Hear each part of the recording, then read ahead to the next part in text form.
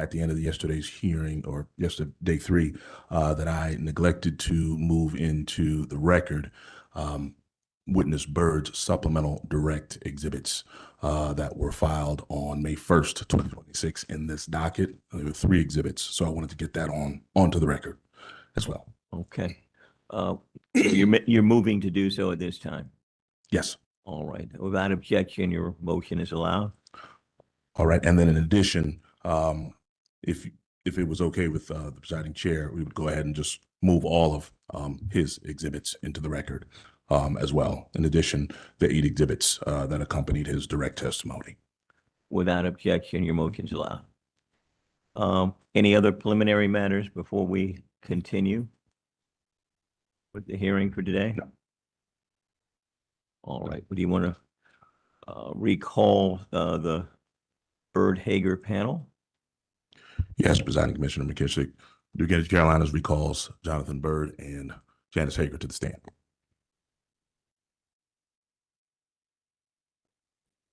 Good morning. I remind you that you remain under oath at this time. It looks like next in the queue in terms of interveners who reserve time, CUCA. Good morning. My name is Amanda Hawkins. I'm here on behalf of CUCA. Good morning. Morning.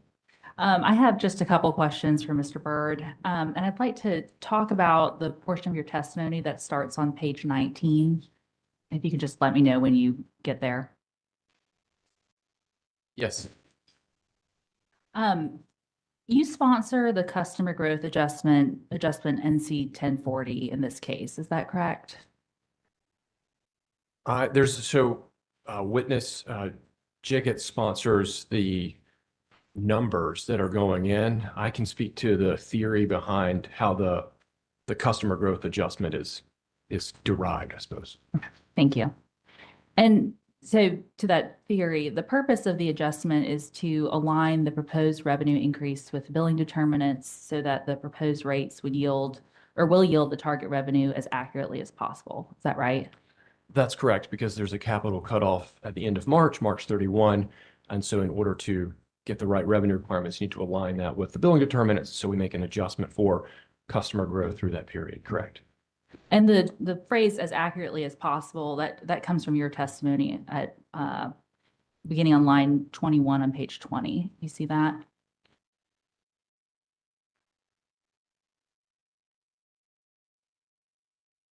And continuing to the next page on line 1 of page 21.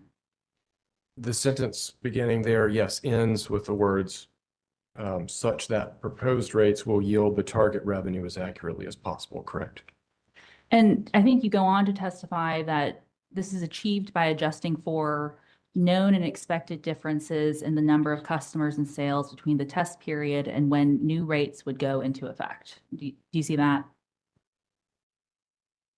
That is the next sentence, correct? And then you go on to testify further that without these adjustments, rates would be set too high if the number of customers had increased since the test period. Is that correct? Yes, with the objective being, matching that capital cutoff period with the billing determinants adjustment for customer growth up through that March 31 period, correct? And so it follows that if the rates are set too high relative to actual customers and sales, the company collects more revenue than the approved revenue requirement. Is that right? Yes. And the billing determinants in this case are based on the 2024 test year, updated through the March 31st, 2026 capital cutoff. Is that right? That's correct. But the rate year 2 base rates you designed will be in effect in calendar year 2028. Is that right? Rate year 2 rates would be effective January 1, 2028, correct? And the company forecasts customer and load growth in its own load forecast. Is that right? I think that would be a question for a load forecasting person. I mean, we have load forecasting individuals in the company that manage that. That's not my responsibility. Okay. Well, you use the company's load forecast growth rates to project customers through the extended period. Is that correct? So there's 2 different ways to come at that growth, and it's dependent on, I think I described that back on page 19. There's a regression analysis for a couple of the customer classes like residential. And then there's a customer by customer analysis for the customer by customer analysis was used for the remainder of the general service class and industrial class. So where you have specific knowledge about customers that are maybe closing or have started service between that end of the test year and March 31, those are included in that customer growth adjustment. And looking at your testimony on page 19, you testified, this is at line 17, for the initial filing, the number of customers and annualized sales were projected through the end of the extended period using customer growth rates based on the company's load forecast. That's correct. Nothing in your rate design updates the billing determinants between rate year 1 and rate year 2 to reflect the growth the company projects. Is that right? I believe that's correct. And so by your own standard, the determinant should reflect the conditions when new rates would go into effect. Rate year 2 rates are designed on determinants will be stale. I think that's the process that we're using for the MYRP is to look at those the billing determinants through that March 31, 2026 cutoff period. So that's the process we've used in the prior case. That's how it's done in the MYRP. Would a compliance filing updating billing determinants 90 days before rate year 2 rates took effect, would that apply your own principle to rate year 2? I think what I'm talking about here is matching this proceeding is setting rates for the multi-year rate plan based on those billing determinants through March 31, 2026. But would the mechanics of such an update be the same mechanics you performed in this case? I think that's a separate matter. I think what we're doing in the multi-year rate plan is setting rates based on that capital cutoff period, which is the same as the adjustment period, which is March 31, 2026. 2 years prior to the effective date of the rates in year 2. I think that's the nature of this proceeding. That's the process for the multi-year rate plan proceeding. If correct? you could both speak up a little louder, please. Sorry. Uh-huh. Elsewhere, DEC has incorporated the probable effect of proposed rates. Is that right? Could And you I'll give clarify you- that yeah, I'll give question? you an I don't know what you example. mean. Your Exhibit 7 is DEC's statement of the probable effect of the proposed rates on peak demands and sales, correct?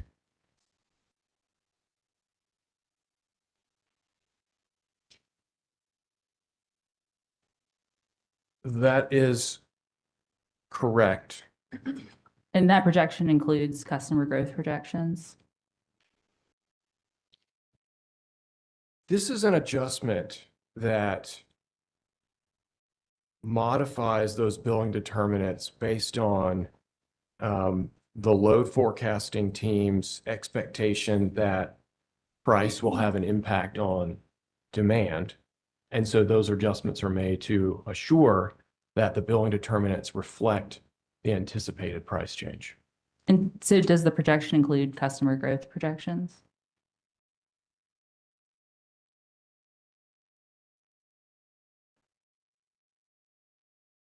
This change is an adjustment to the billing determinants based on price. The customer growth adjustment is made through March 31, 2026, based on the regression and this customer specific information that I described on page 19 of my direct testimony. I don't have anything further. Thank you. Environmental Defense Fund.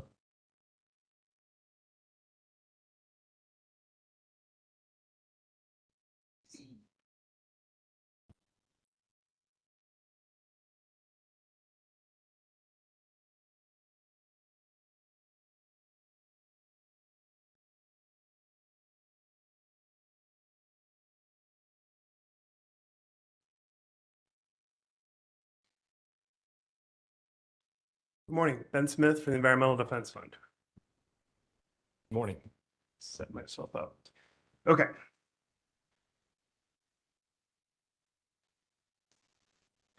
Ms. Hager, yesterday you referenced that pulling out a subset of a current rate class for sort of data center load wouldn't necessarily impact other class allocations. Do you recall that?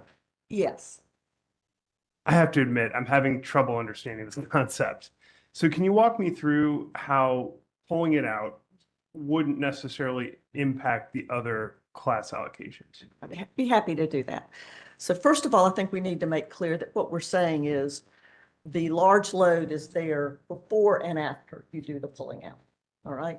So you've got your set of billing determinants for each class of customers. You've got your average demand and you've got your NCP, the non-coincident peak. And so when I pull out the large load and make it a separate class, I still have exactly the same billing determinants except for those two classes now, the large load class and the previous class without large load. And therefore, when you go through the allocation process, whatever residential was being allocated before you made a separate class, they're still being allocated. And I think I understand that piece about it, but well, what data center load, where does it currently live? What class allocation? The very small amount that we have is in OPT. Which, sorry, go ahead. It's along with other large industrial loads. Okay, so it falls in the larger industrial class. Right. Wouldn't pulling the data center load impact other industrial customers? It would only affect those in the class from which it was pulled. Because the other classes still have exactly the same billing determinants, or not really, they have exactly the same characteristics that they did before the load was pulled out. They still have the same average load. They still have the same NCP. Okay, so I want to get into the class allocation characteristics that you just discussed. Does data center, as you see it, does data center load, as we have it and as we project it to be, have the same operational characteristics as the rest of the industrial class?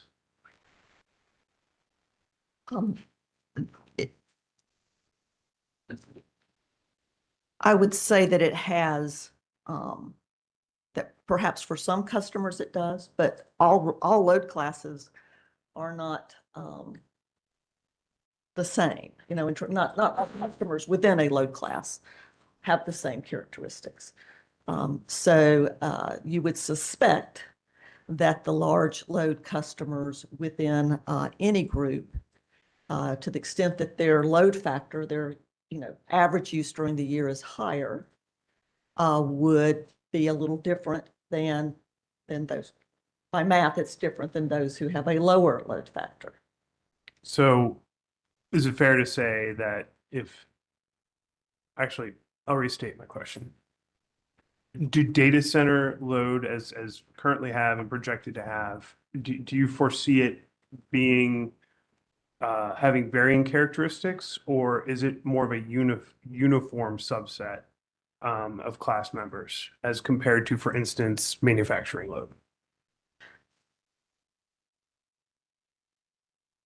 I don't know that I really would have an answer to that in terms of what are the actual characteristics of a data centers. And I don't know if Jonathan, if you have any thoughts on that.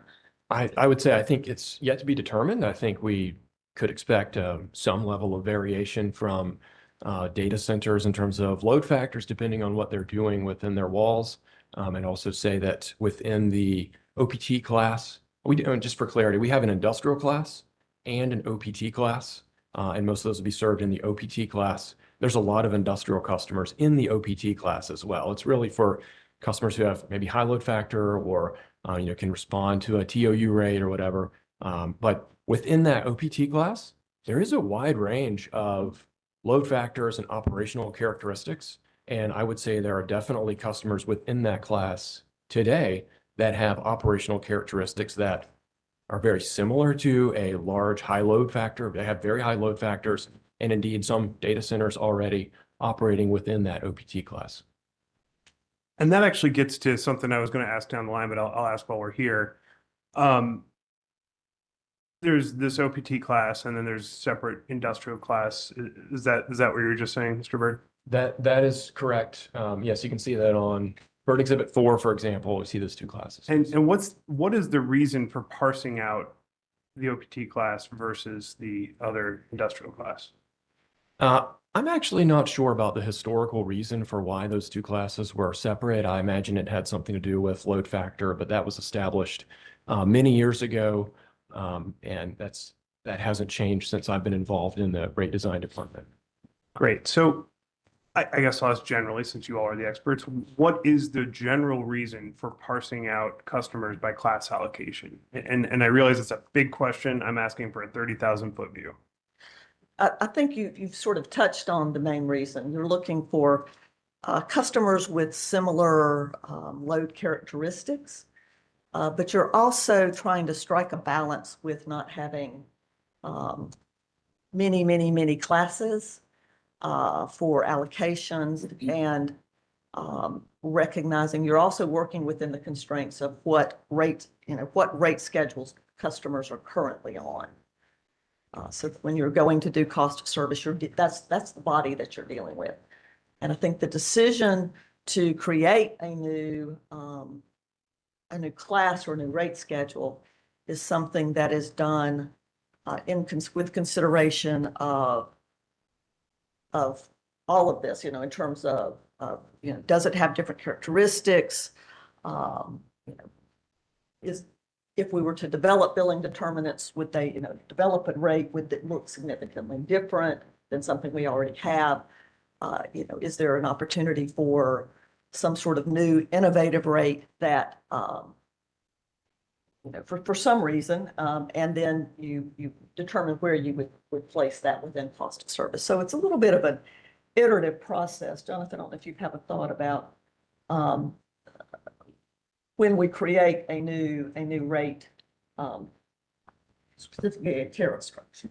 So, yes, a couple of things here. I think if you have a class with dissimilar usage characteristics, you can appropriately price relative to cost causation using rate design to some extent, to the extent that's challenging. Like if you gave me a class with a bunch of residential customers and a bunch of data centers, that would be challenging to do through a single tariff structure. And so it's more appropriate in that case to split those into classes like we have. I would also note that, and we were talking about DEC, having an industrial class and an OPT class.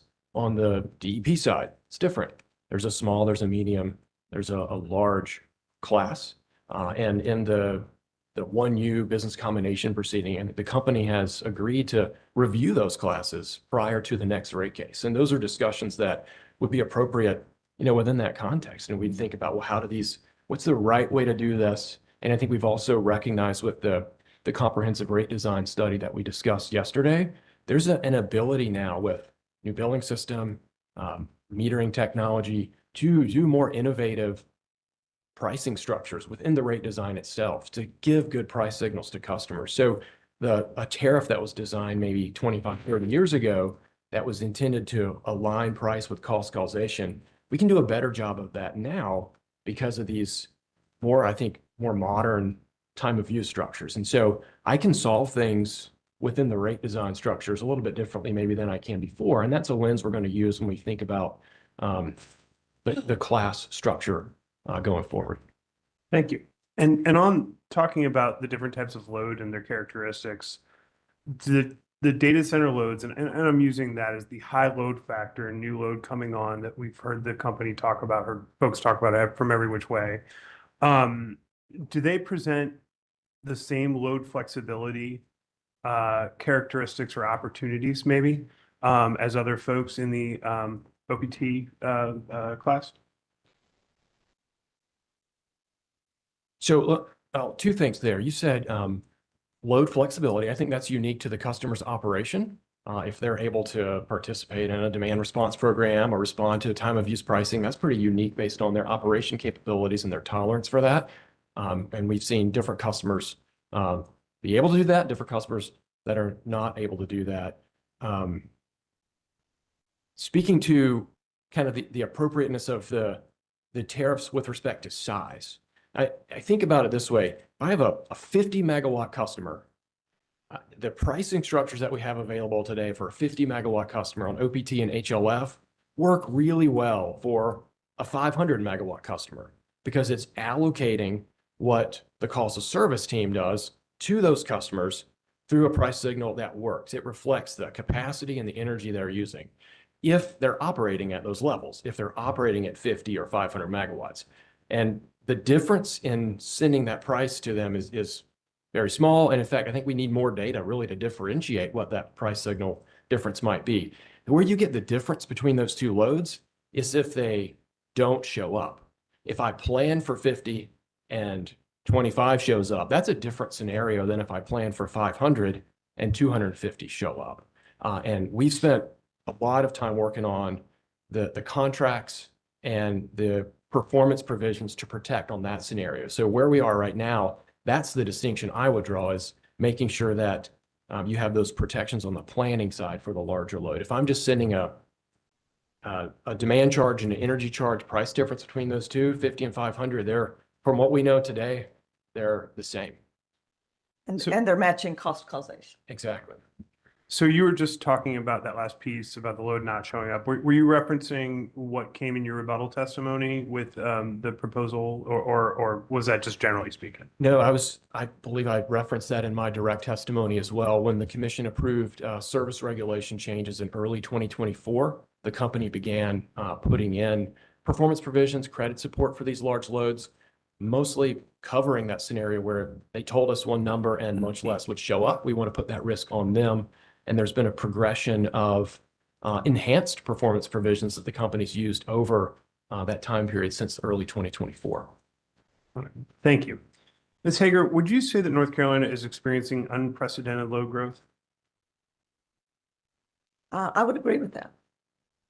And would you be willing to accept, subject to check, that the company's taken this position in its CPRP, most recent CPRP proceeding?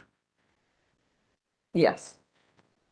So given this unprecedented load growth and what well, strike that. I'll ask one more question before I get there. Have you heard about some of the new load, including these data centers, these large load, prioritizing sort of speed to power and how to get online as quickly as possible? Are you familiar with that sort of? Not really.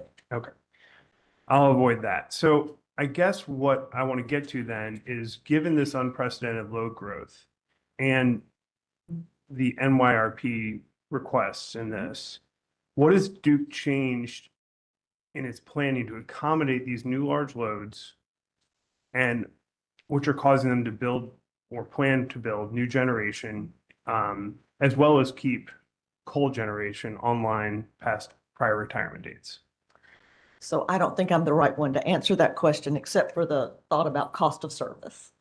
And with regard to cost of service, as I mentioned yesterday, first of all, we don't have, cost of service looks backwards in terms of what was your test year load, what was your, what were your peak demands, energy usage, et cetera, in the test year. And in the test year, we had very little large load. But as I said yesterday, we are the cost of service team. Every rate case is going to be looking at, are we using, are there needs to change? Is there a need to change what we're doing with regard to cost of service? I would say that's the planning that this group is doing. They are aware of the large load coming. They are, and they're prepared, I think, to look at ways to address it. But at this point, we feel like the current methodologies that we're proposing are appropriate and reasonable for the load that we have and through the two NYRP years. And I think the next rate case will be, it could be out of the next rate case, cost of service says, based on what we see, we think everything is perfectly appropriate like it is. But we'll also be dealing with, are there different now rate schedules that need to be incorporated into cost of service? And when we talk about cost of service, how does cost of service as the companies use it, as the company uses it, how does it consider O&M costs? Well, O&M costs, you're talking about for production facilities or for what? Generation facilities. Generation facilities. So production costs, a portion of them are considered fixed. They don't vary with energy use. A portion of them are considered variable. They vary with the amount of energy that is produced by the station. And therefore, that's how they're divided. Typically, a lot of times much of labor is fixed, overheads are fixed. But for example, obviously the biggest variable cost is fuel. And it's allocated based on energy. As many people know in this case, for the fixed costs that we consider to be demand-related production costs, we look at demand for the jurisdiction, and then we have settled on using modified average and excess for the class jurisdictions. And so when we talk about the costs, they're allocated both fixed and variable and across the customer classes. Is that correct? Yes. And how do they determine how much to sort of assign to each of the customer classes when you're talking about O&M specifically? So for the demand-related production costs, the billing determinants or the characteristics you're looking at are the total usage by the class. That gives you your average demand. And then the non-coincident peak of that class by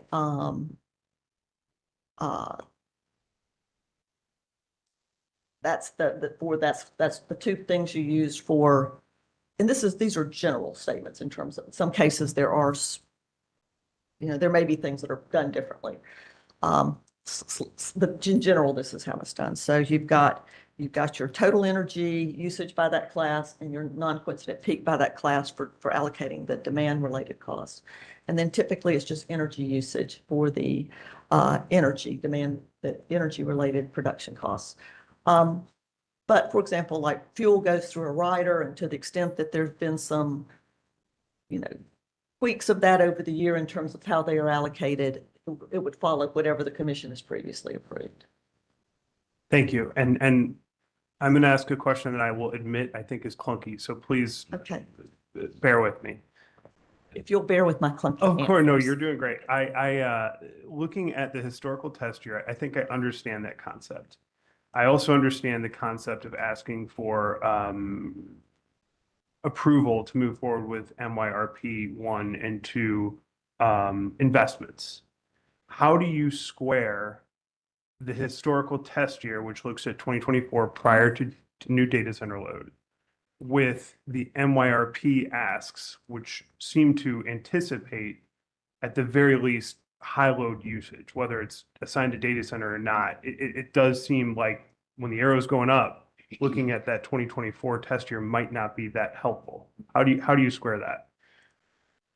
I think as we look at the 2 years beyond the base year, at this point for cost of service, we would not see any need to vary how we're doing cost of service at this point. Okay. And my last couple questions. Are you aware of what's going on in Virginia with respect to how they're handling allocation of data center costs? I have looked at that and I have frankly forgotten it. Okay. Well, subject to Sorry. Really sorry. subject to check. Would it surprise you to hear that Virginia State Corporation Commission is considering how transmission costs will be assigned by customer classes in a future hearing? It would not surprise me to know that. So, and I don't really want to speak specifically to Virginia and what's going on there, because I frankly don't know all the details. I'd probably rely on Walmart's counsel to tell me. But how do you respond to a question of we wonder how these customer classes are being assigned responsibility for transmission costs and really distribution costs? How do you respond to that question of, we worry that these new data centers are going to trigger transmission and distribution, other network upgrade costs that are going to be assigned to all customers to some degree, even though many of the customers are not triggering?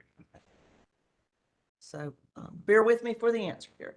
So I'd say, first of all, for network upgrades that are made on behalf of, that are triggered by these customers, I think what you heard from the panel transmission distribution panel yesterday and the day before was that there's network benefit to that. So I think that's part of it. I think secondly, to the extent that let me back up. Every new customer that comes on, whether it's a residential customer or a huge development, a hospital, whatever, they cause costs to be incurred. And to the extent that we start trying to say, okay, you have to pay for the incremental cost that you caused, I think that's a slippery slope. Where do you stop? And I think there's also a question of then what then part do they pay of not the remainder of the allocated asset? If you've already paid for this portion of transmission, should you be required to pay for have a share of all the other transmission costs? So I think those are just a couple of complicated factors. And in addition, I think, based on the analysis that witnesses Bateman and Beveridge did, their analysis shows that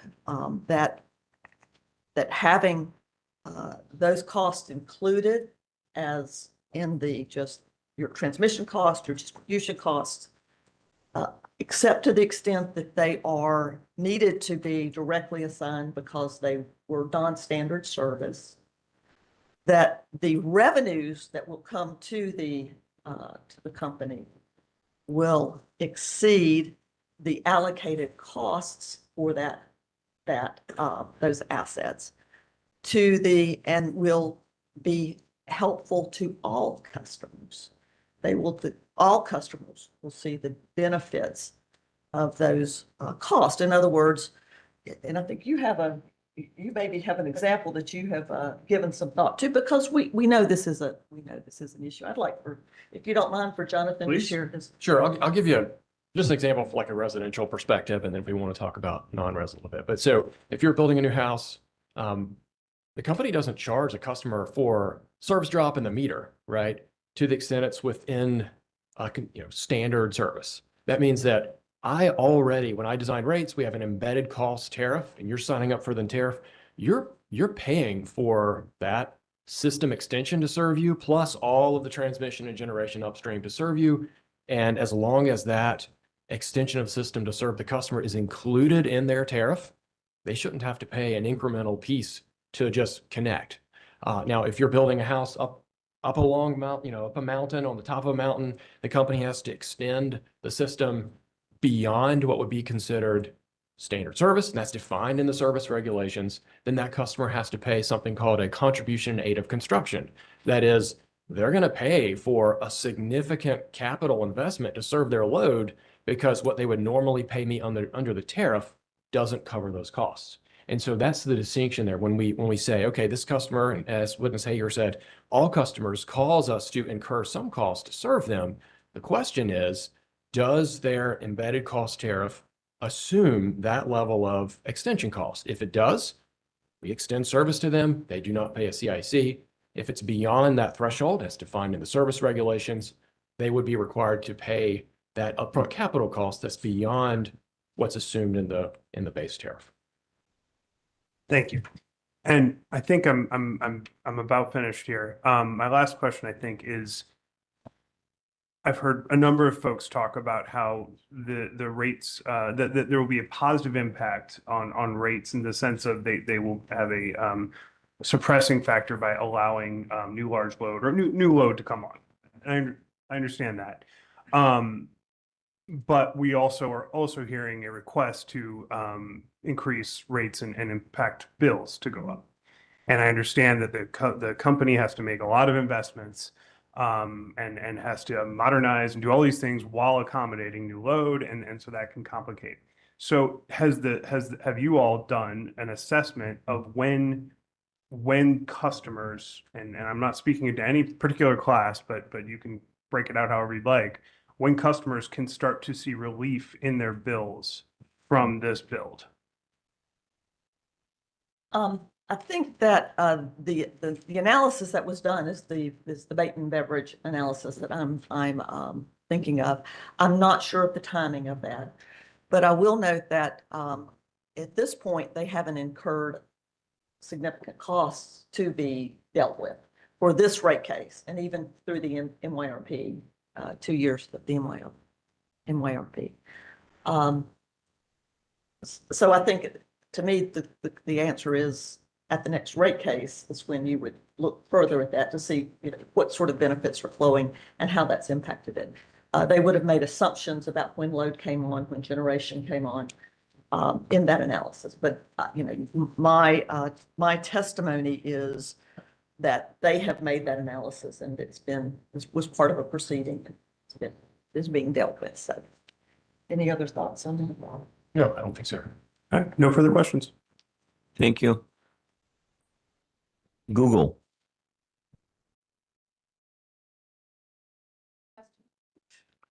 No questions? Okay. North Carolina Justice Center et al.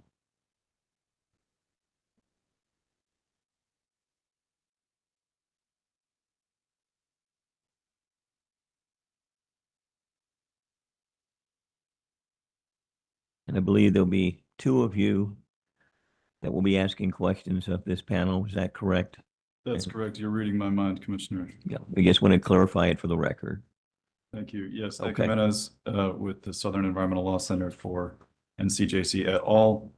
I'll be beginning this cross, and then my colleague Menashe Margarira will continue. And as mentioned yesterday, we understand Duke's counsel graciously has agreed to that along with the commission, and we appreciate that. Yeah, and I understand from Duke's counsel that it has been accepted and agreed upon. Can you say that affirmatively? Yes, we agree. Thank you. Can't read a nod in the record. I was nodding emphatically, but I know that doesn't show up. No, that's not an audible sound. As we've indicated before, we understand in these circumstances where a witness Yes. panel is combined and now there's two witnesses appearing as one, it's appropriate and reasonable request in that circumstance. Absolutely. Thank you. I just want to make sure that was part of the record. Thank you. You may proceed. So my questions are primarily for Mr. Byrd. I'll refer you to your direct testimony. On page 25, lines 19 to 23, you explained the unit cost study. Do you see that? Call that. I do. Now, improving alignment with unit cost as determined by that study is why DEC is proposing to increase the basic customer charge, correct? That's correct. And in the context of the non-residential BCC, you testified that the unit cost study justifies BCCs much higher than Duke is asking for in this rate case. For example, for OptiV, $99.79, whereas Duke is asking for $37 for OptiV. Is that right? And I can refer you to lines if that's helpful. Please refer me to the line, correct? Yeah, you look at page 30, lines 7 to 17.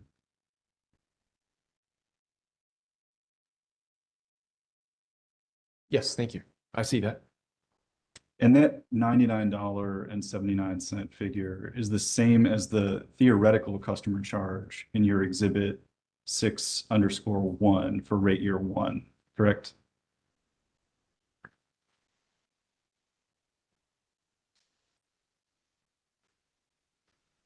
Be in row 13. That's correct. So it's fair to say that Duke believes that it would be justified to charge customers in each customer class the full theoretical BCCs in your exhibits 6.1 and 6.2, right? Based on unit cost, but there are reasons why you would not sort of immediately jump to that or necessarily charge that amount. I would also point out on the residential line on Bird Exhibit 6_1, the theoretical customer charge is $34.49, and we've not proposed anything close to that for residential. And so it's appropriate to charge, I believe, what we're proposing, and we have increased those charges consistent with the class level increase. And I was going to get to that, or we will get to that.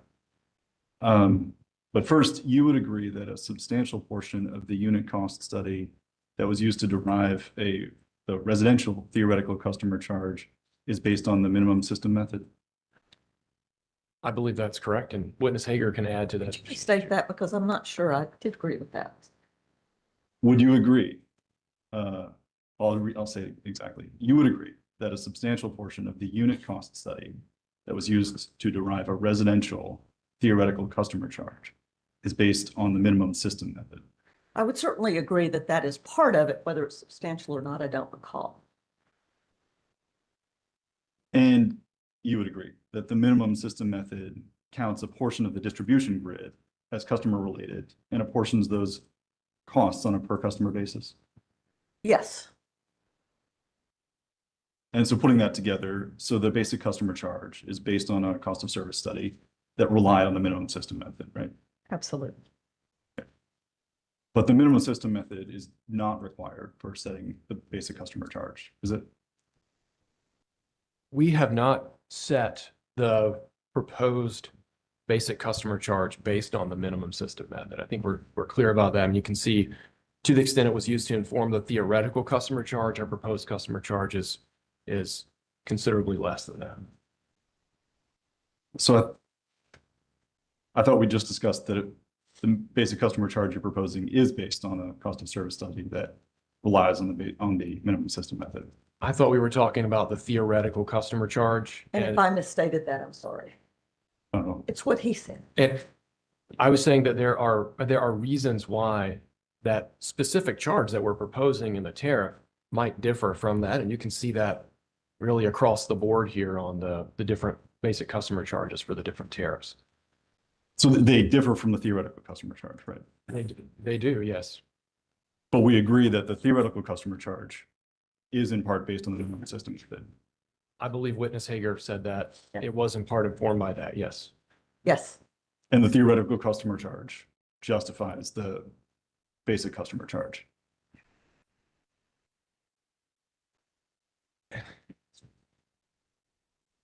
The theoretical customer charge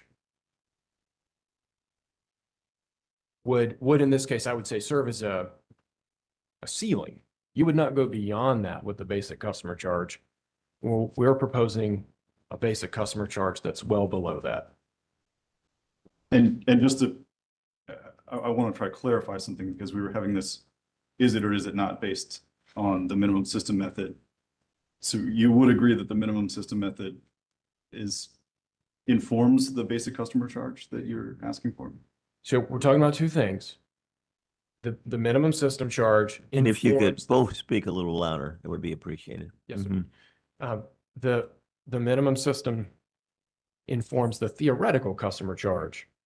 And the proposed customer charge is set considerably less than that for a variety of reasons. I think the minimum system, to the extent the minimum system charge informs the proposed customer charge, it serves as a ceiling, and we're well below that. It's not a target in this case. We're not using it to set the VCC.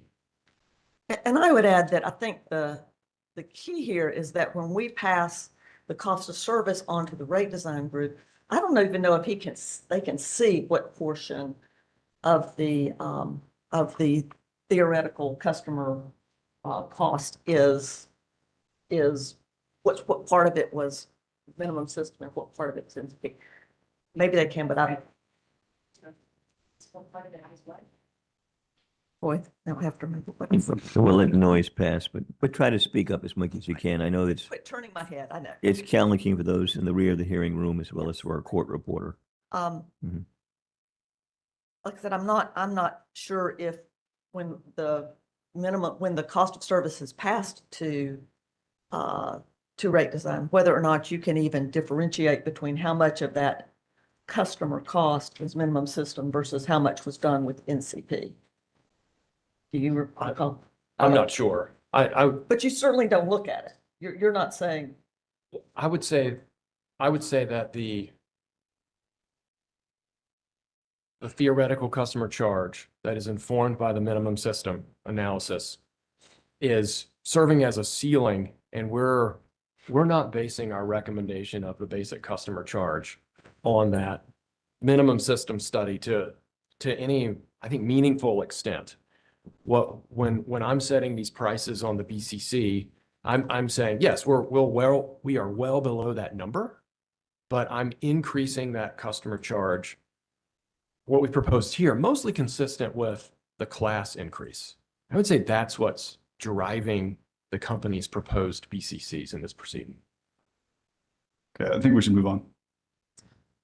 Sticking with your witness bird, your exhibits 6.1 and 6.2, you said this earlier, but just to kind of bring us back, Duke thinks that the BCC that's justified for residential customers is $34.49 in rate year 1 and $35.52 in rate year 2, correct?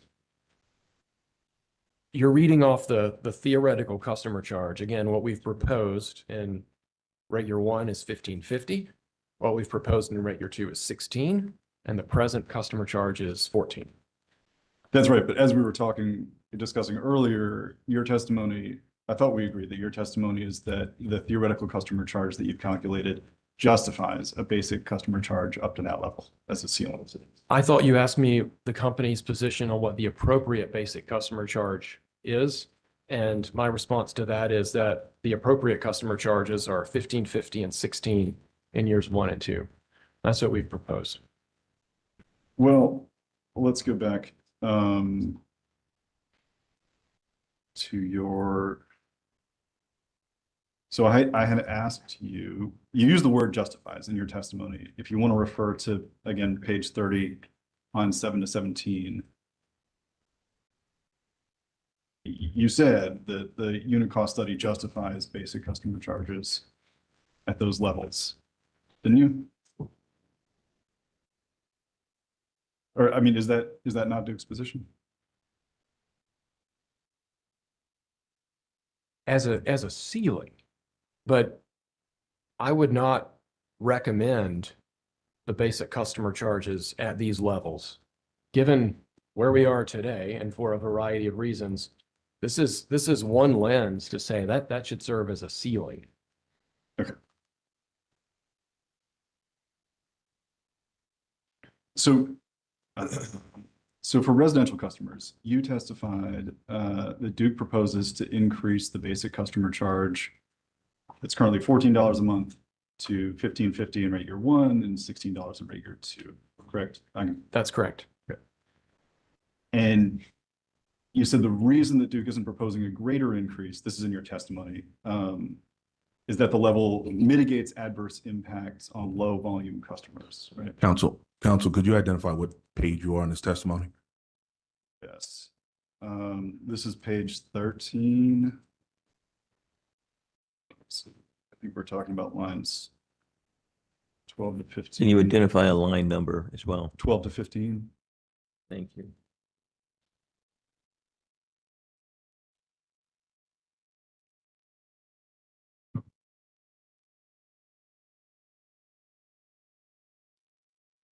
So I guess to bring us back, I'll just say, do you see that? I do see that, yes. Okay. And you didn't testify to any other reason that Duke is proposing these amounts, $15.50 and $16, rather than higher amounts up to the ceiling that we talked about, right? That's the reason I gave here in testimony, correct? And those adverse impacts to low volume customers, is it fair to say that's essentially having to pay an unavoidable fixed charge every month, despite consuming relatively little electricity? That's right. If you had a customer who was consuming very few kilowatt hours, I know, just a few a month for whatever reason, it's a small, auxiliary account with a residential service for a gate opener or something like that, right? And they're paying, just a few kilowatt hours charging above the basic customer charge. And I went from $14 to, let's say, $28. They're going to experience 100% increase in their bill. That's what we're avoiding here. So we're moving from 14 to 15.50, recognizing that that increase is consistent with the class increase, so that even those low volume customers will see a rate increase that's in line with the class overall. Duke is nowhere committed to keeping BCC increases consistent with class increases, has it? I'm not aware of a commitment. No. Thanks. I want to shift gears to high load factor customers and those rates. So turning to non-residential customers, this is page 29, lines 6 to 7. Not complicated. It's just, you just said the majority of DEC's non-residential TOU customers are served under schedule opt B, right? That is true. And that's, just for clarity, 'cause that's optional power service time of use schedule opt B. I'd have to look at the schedule, but that sounds right for the full name, yes. It's page 29, lines 3 to 4, if you want to. We're not the marketing department in rate design, but yes. That sounds right. That's right. Optional power, time of use with voltage differentiation. So you would have different prices based on the delivery voltage for the customer, whether it's secondary, primary, or transmission level. Okay, now I would like to refer you to page 12, lines 6 to 9 of your testimony. And for speed, I'll just read this to you and ask you to confirm. You say, importantly, schedule HLF, which serves high load factor customers that otherwise would be served on schedule OPV, provides for significant fixed cost recovery through demand charges, reflecting the unit cost from DEC's cost of service study. Did I read that right? Yes, you did. The HLF tariff is not mandatory, correct? That's correct. It's an optional tariff for customers who would, otherwise normally take service on OPTV. They could take an option to be served under HLF. That's right. And in fact, all high load factor customers that recently signed ESAs with DEC chose or plan to choose OPTV rather than HLF, correct? Certainly during the ramping period, I would not be surprised that customers are served under OPTV.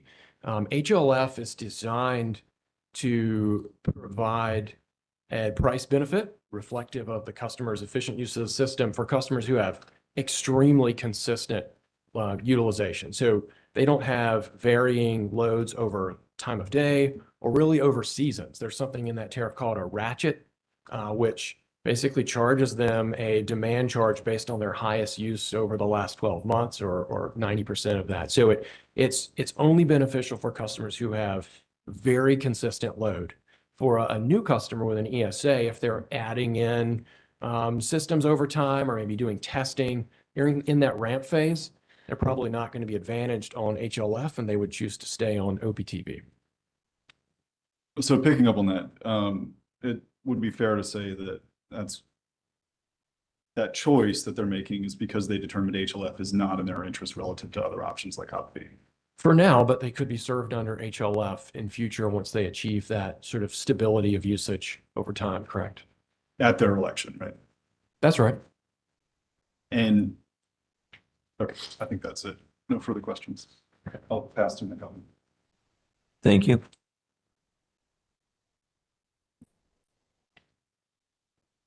And if you could just identify yourself for purposes of the record.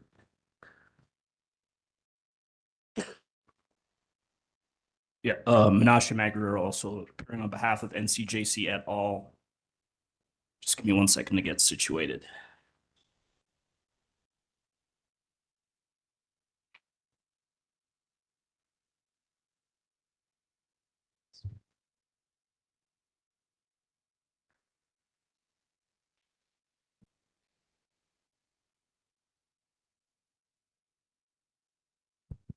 Okay, so my questions will be centered on cost allocation. So I suspect they will be almost entirely directed to you, Ms. Hager. But to the extent there are cost allocation questions that I guess overlap or otherwise converge with some of the large load tariff issues that you testified to more directly, feel free to answer those. So Ms. Hager, I think a lot of the table setting questions that I would have asked you have been asked and answered, but I do want to hit on just a few that weren't fleshed out. Would you agree, for purposes of defining cost causation, that the drivers of utility costs, so here I'm talking about particular jurisdictions or customer classes, they often benefit from the utility services that are tied to those utility costs? And I'm happy to give an illustrative example if that's too abstracted. It's pretty abstract. I'll take your example. Okay, so just to make this a little bit more concrete, if certain distribution costs are allocated on, let's say, a demand basis to a particular customer class, those particular customer classes might benefit from the costs that are incurred in that particular example from the distribution system. At least theoretically, they benefit from the assets that they're paying for. Okay, great. Let's move on a little bit, but still kind of staying on the same topic. So you discussed beginning on page 7, line 10, and this is of your direct testimony. I'll wait until you get there.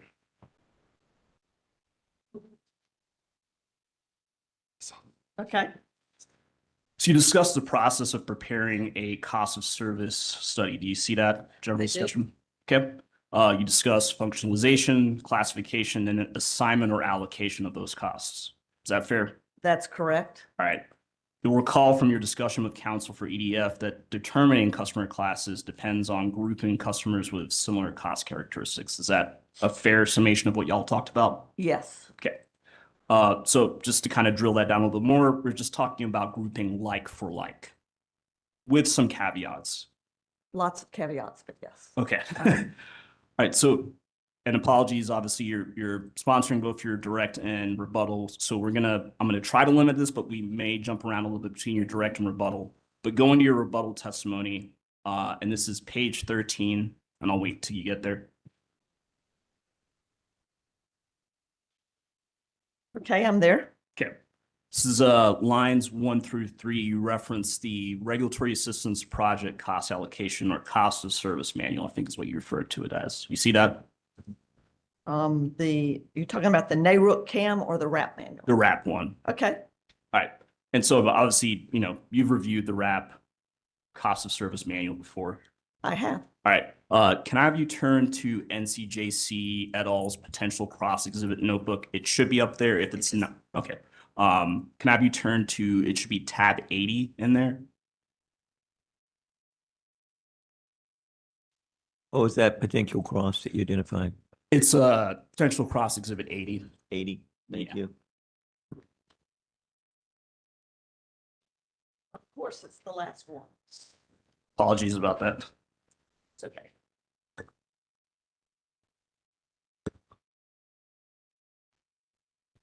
It's a big fact. Okay, I have it. All right. And this is the RAP cost of service manual that we just discussed, right? That's correct. All right. Presiding Commissioner McKissick, at this time, I would ask that this exhibit be pre-marked as NCJC et al. Cross Bird Hager Direct Exhibit 1. Duly noted and identified for purpose of the record.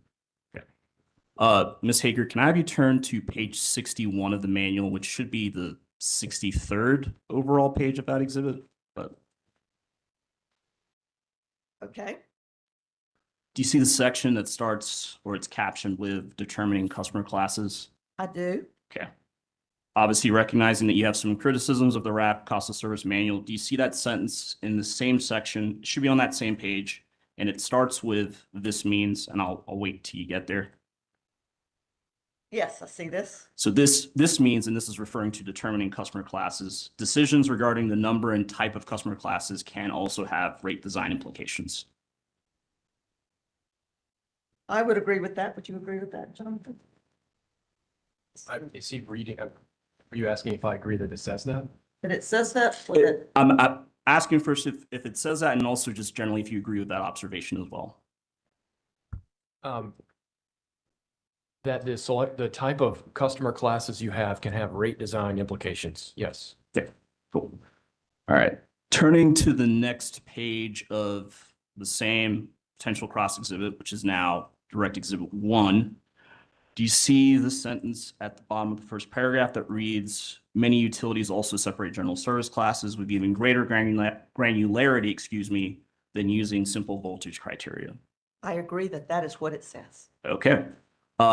So my colleague, Nick Jimenez, discussed the HLF rate schedule, but subject to check, you would agree that schedule is open to customers, I believe, with at least 1 megawatt of contract demand and 75% load factor.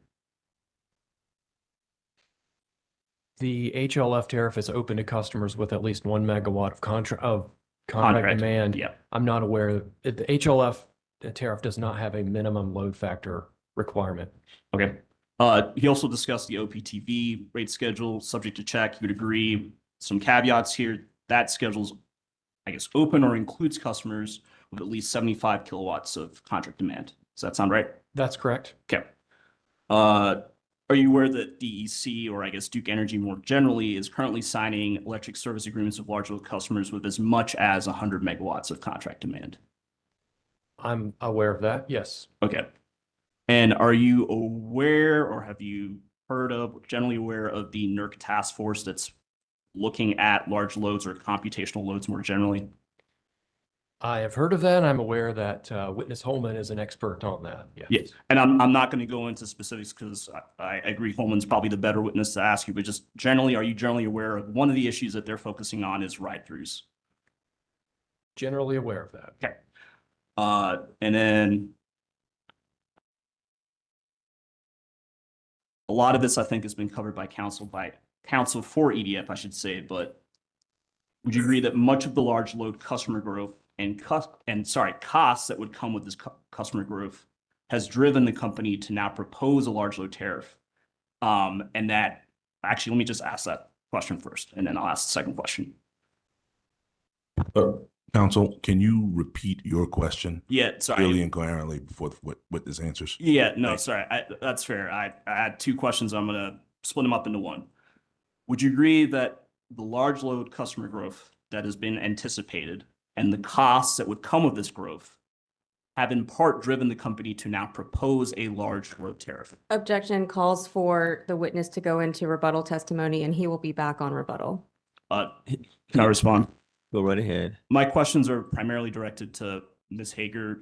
If Ms. Hager can speak to that, that's totally fine. To the extent that this goes into issues that are covered in Bird's rebuttal, that is fine. But, you know, this is a panel that is appearing jointly, and so To Ms. the Hager can. extent that the question is addressed to Ms. Hager, I will allow it, but it does get into what is proposed in Duke's testimony on rebuttal. So beyond Ms. Hager, Mr. Byrd will be back. And just for clarification, Presiding Commissioner, because I think I hear you saying that Ms. Hager could respond to that. To the Yes, extent that she is can. correct. So I'll overrule the objection as it relates to Ms. Hager. All right, thanks. Yeah. I'll move on. So Ms. Hager, again, apologies. Turning back to page 7 of your direct testimony, beginning at line 10, and just let me know when you're there.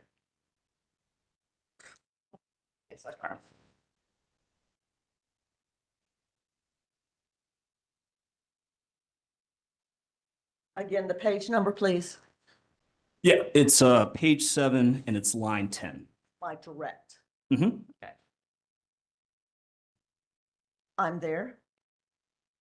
So as we discussed, and this was sort of our earlier conversation about preparing a cost of service study, utility costs, when we're thinking about, I guess, cost allocation, cost of service, they're grouped according to their function. So generation or production, transmission, distribution, and customer costs. That's correct. Okay. So skipping down, it should be the same page, lines 18 through 21. So staying on the same page. Are you there? I am. All right. So costs are classified depending on whether they're demand related, energy related, or customer related. That's correct. Okay.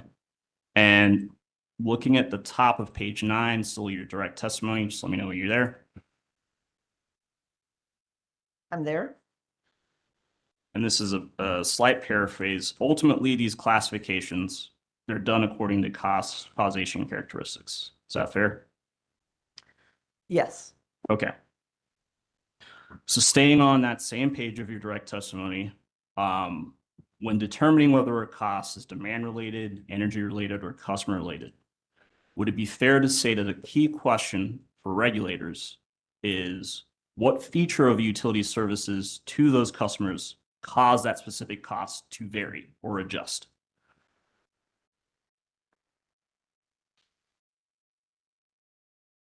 Can you repeat that? Sure. Staying on that same page, when we're determining whether a cost is demand related, energy related, or customer related, would it be fair to say that a key question is what feature of utility services to provide that cause that specific cost to increase or decrease. And so really, this is just me looking at your testimony where you're talking about the energy and related, customer related and demand related costs. It seems a fair consideration or a key consideration there is how those costs are adjusting, what the direct relationship might be. So not to get in the way of his question, but Presiding Commissioner McKissick, I would ask counsel, I would object to the compound nature of the question and ask him to restate it simply and clearly for the witness to answer. I heard multiple questions. I'm not sure which question she's supposed to I answer. will sustain that objection. I mean, without being heard, it was compound, and if you could break it down so that it's very clear, so he can answer it as distinct, independent questions without it sounding as convoluted. Wait, that's totally fine. So if we're thinking about, we'll break it apart. So when we're thinking about whether a cost is demand related, Okay. key consideration there is how that cost is adjusting in line with customer demand, kilowatts. I'm just not following adjusting in line with. Right. We take we identify what part of production costs or transmission costs are fixed and not variable. And those we say are demand related. They are variable. We say they're energy related. And then we say what caused that those demand related costs or energy related costs, and that's how we decide how it should be allocated. All right. I'm just going to read directly from what you've said here. And then after I've read it, just let me know that's what it says there. Okay. Demand related costs, and this is looking at page 9, line 7.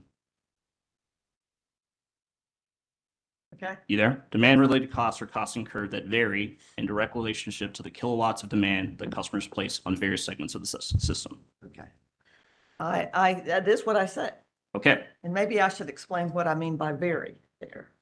The thought that the fixed costs for these demand related are tied to the demand. And that's why we allocate them using demand allocators, except where we've had a settlement to do it differently. Okay. Moving down to line 16, same page. Energy related costs are costs incurred that vary, in direct relationship to the amount of energy or kilowatt hours generated and delivered. That is what I say. Okay. Staying on the same page, line 20, customer related costs are costs incurred as a result of the number of customers being served. That's true. Yeah. All right. So my last question with regards to this general area of conversation, would it be fair to say the proper cost allocation requires that we accurately capture how a utility operated during the relevant time frame?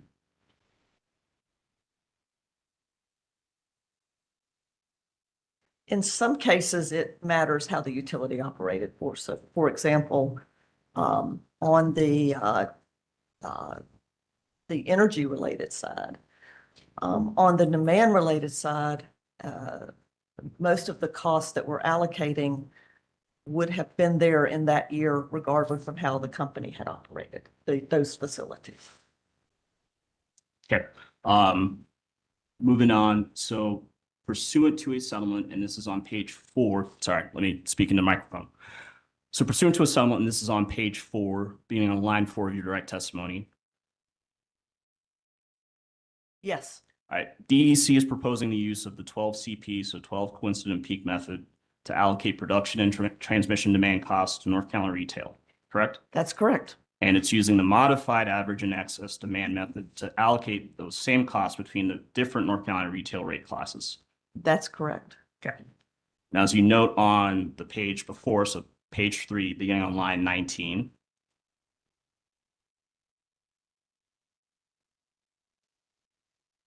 Oh, where are we? Line 19? Yeah, beginning on Okay, line I've 9. got it, I've got it. Yeah, this is a settlement between DEC, Public Staff, Sigford 2, Sigford 3, and KUKA, correct? That's correct. So this is a non-unanimous settlement. Yes. All right. Can I have you turn to tab 111? This is the NCJC. Sorry, we have a lot of exhibits and judicial notice documents. And it's at the end again. I did not know that, but yeah, sorry about that. This is tab 111 of the NCJC et al. Judicial notice document binder and redirect binder. Just let me know when you're there. I am there. All right. So you see this is a Supreme Court decision, at least it should be. That's correct. Okay.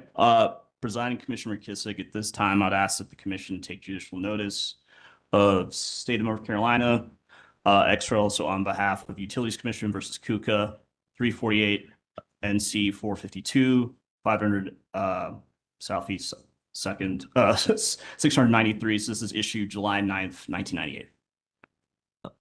Commission at this time takes judicial notice of the particular order which you have notated and identified. Okay.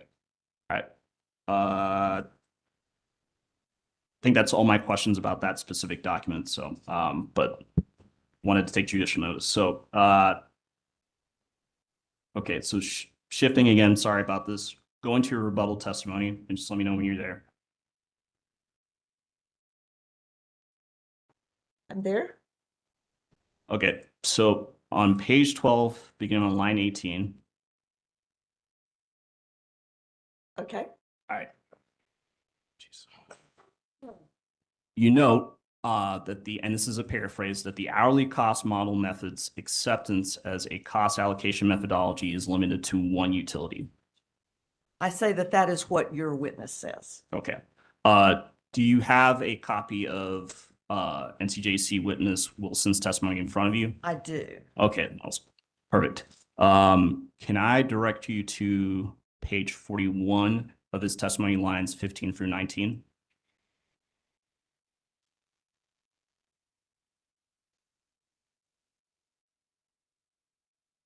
Give me just a moment. Yeah.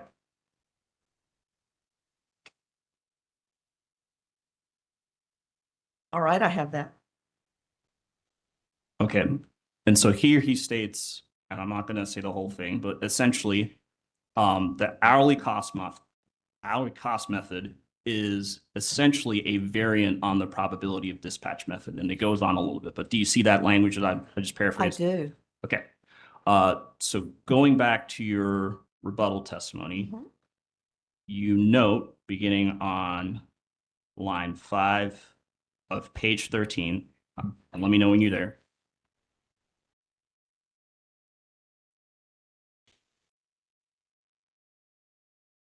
I'm there. Okay. You note that the probability of dispatch method is included in the NARUC cost allocation manual and the RAP manual. It is. Okay. And you later reference on this same page of your rebuttal testimony that Excel Colorado used a modified version of the probability of dispatch method, correct? That's correct, according to your witness, that he identified Excel. I looked at it and it is this modified POD. Okay. Now, DEC's proposed average and excess class cost methodology, that is also modified as well, correct? It is. Okay. Going back to, again, apologies, going back to your direct testimony, and this is page 16, beginning on line 7. Let me know when you're there.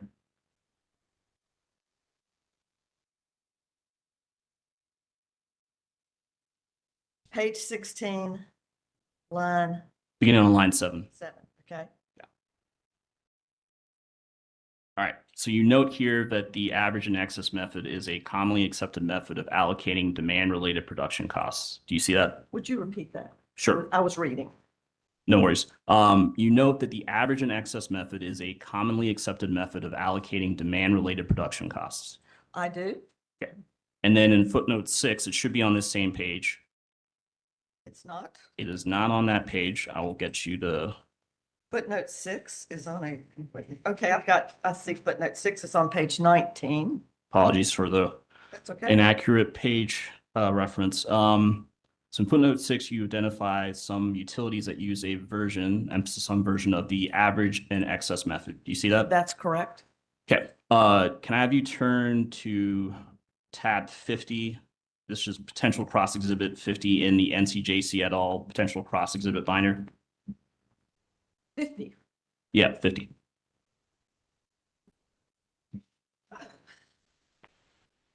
Getting my strength training in here.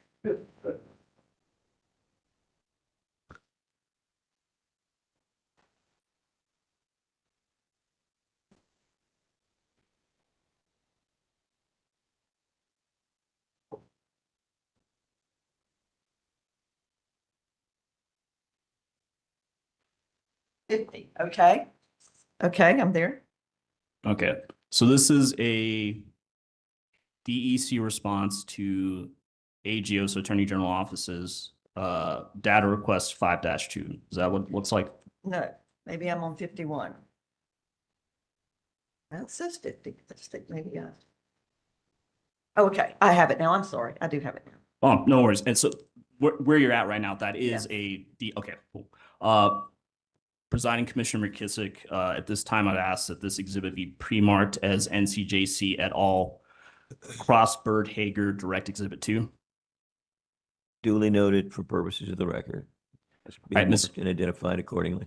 Oh, sorry about that. Ms. Hager, turning to the second page of this discovery response and let me know when you're there. I'm there. Okay, so you see this question asks DEC to provide a document listing other jurisdictions where the average and excess method is used. And it also asks for DEC to provide the methodology used within those jurisdictions. Do you see that? I do. Okay. And in the response, DEC objected and then referred back to this commission's approval of the average and excess method that was used in the prior DEC and DEP rate cases. Do you see that? I do. So I guess putting all this together, based on what you filed in your testimony, it's not clear what modifications those utilities that you referenced in footnote 6 might have done to their average and excess methods. That is correct. What I'm saying is that these customers used some variation of average and excess. Some may have used the method exactly as prescribed in the NARUC CAM manual. Others may have done some variation. Yeah. All right, let's go back to your direct testimony. We're going to go specifically to page 11. Let me know when you're there.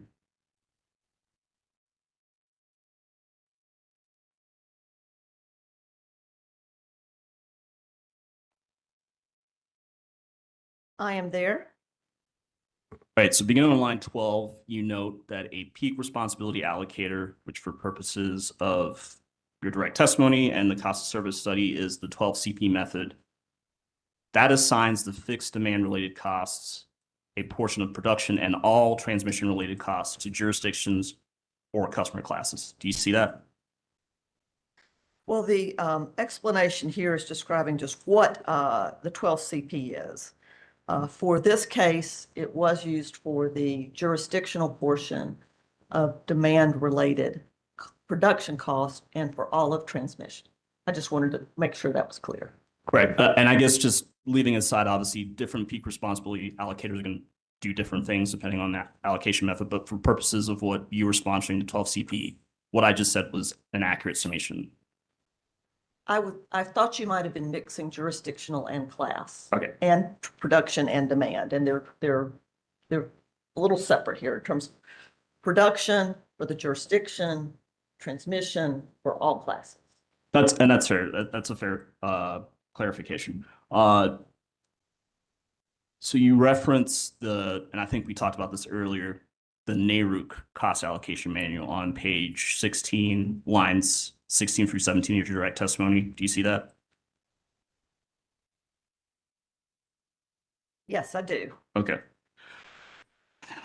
Sorry to do this again. Can I have you turn to tab 79 of the NCJC potential cross-examination exhibit? I'm getting faster. You are. I'm there. Okay. So this is the NARUC cost allocation manual. Okay. Presiding Commissioner McKissick, at this time, I would ask that this exhibit be pre-marked as NCJC et al. Prospered Hager Direct Exhibit 3. Duly noted, identified for purposes of the record. Okay, can I have you turn to the page, sorry, can I have you turn to the top of page 21 of this exhibit, the neighborhood cost allocation manual, which should be the 28th overall page of this exhibit. But it's NARUC manual, page 21 is what you're saying. Yeah, it's page 21 of the neighborhood cost allocation manual, but it's like the 28th page overall, I think. All right, I'm there. All right, so you see at the top of the page, there's no real orders or lines or anything, but it's a table that sort of lists the typical cost functions and typical cost classifications. I have it. All right, so you see for transmission, the typical cost classifications that are listed are demand related and energy related. I see that that is what it says. Okay. All right. And then going down, do you see the language that provides that to the extent, and let me know if you see it just generally. It notes that, you know, when you're thinking about transmission classifications, I guess, for example, it says line losses could be something that could be classified as energy related. Do you see that? I do. Okay. All right. But of course, that's a very small piece of transmission, most likely. All right. Because frankly, I had wondered why they had listed it that way on the top of the page. Now I know. Yeah. Going back to NCJC et al. Potential cross exhibit 80, which is now Prospered Hager Direct Exhibit 1. I'm there. All right. Can I have you turn to page 138 of the manual, which is the 140th page overall? I'm there. Okay. You see the paragraph that starts with Pacific Corp's Rocky Mountain subsidiary classifies transmission? It might be on this, like, sort of the second. On page 139. Oh, Here it is, the bottom of page 138. I have it. You do? So you see the paragraph that starts with Pacific Corp's Rocky Mountain subsidiary classifies transmission as 75% demand related and 25% energy related. I do. All right. Do you see further down in that paragraph where the authors write, and I quote, "This classification recognizes that although peak loads are a major driver of transmission costs, a significant portion of transmission costs are incurred to reduce energy costs."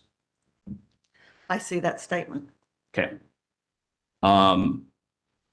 Ms. Hager, have you reviewed, or are you generally aware of DEC witness Bateman and Farmer's direct testimony in this proceeding?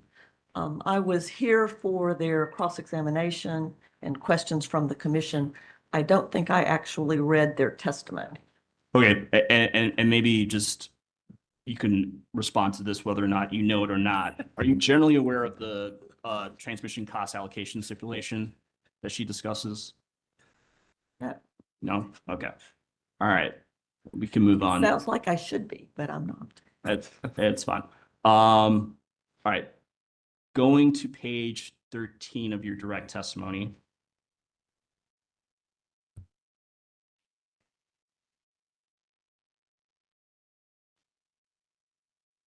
And could I ask if we are close to being done? I would appreciate a break pretty soon. I was planning to break in about 5 minutes at 11. Is that, can you wait to then? And I will remind you that there was 60 minutes reserved for cross-examination by the two of you. And we're approaching 55 minutes right now. So I would be mindful of the reservation if you could, sir. Yeah, no, thank you for the heads up on sort of the time. I can endeavor to try and finish this in the next 5 minutes. That would be appreciated. Okay. All right, so going to page 13 of your direct testimony, I'm here. line 14, you note that DEC's integrated resource planning process has shifted from a focus on summer peak demand to a focus on load in all hours. I do. Okay. And you ultimately conclude that the use of the 12 CP method should still be on the same page, is consistent with the company's focus on all hours in its integrated resource planning. And I can give you a direct line if you can't find it.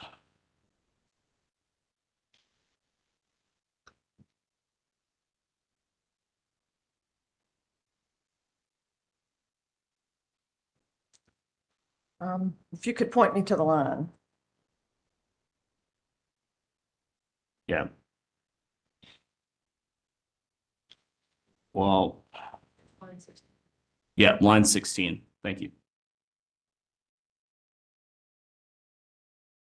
That's where we're talking about planning is focused on load and all hours. Yeah.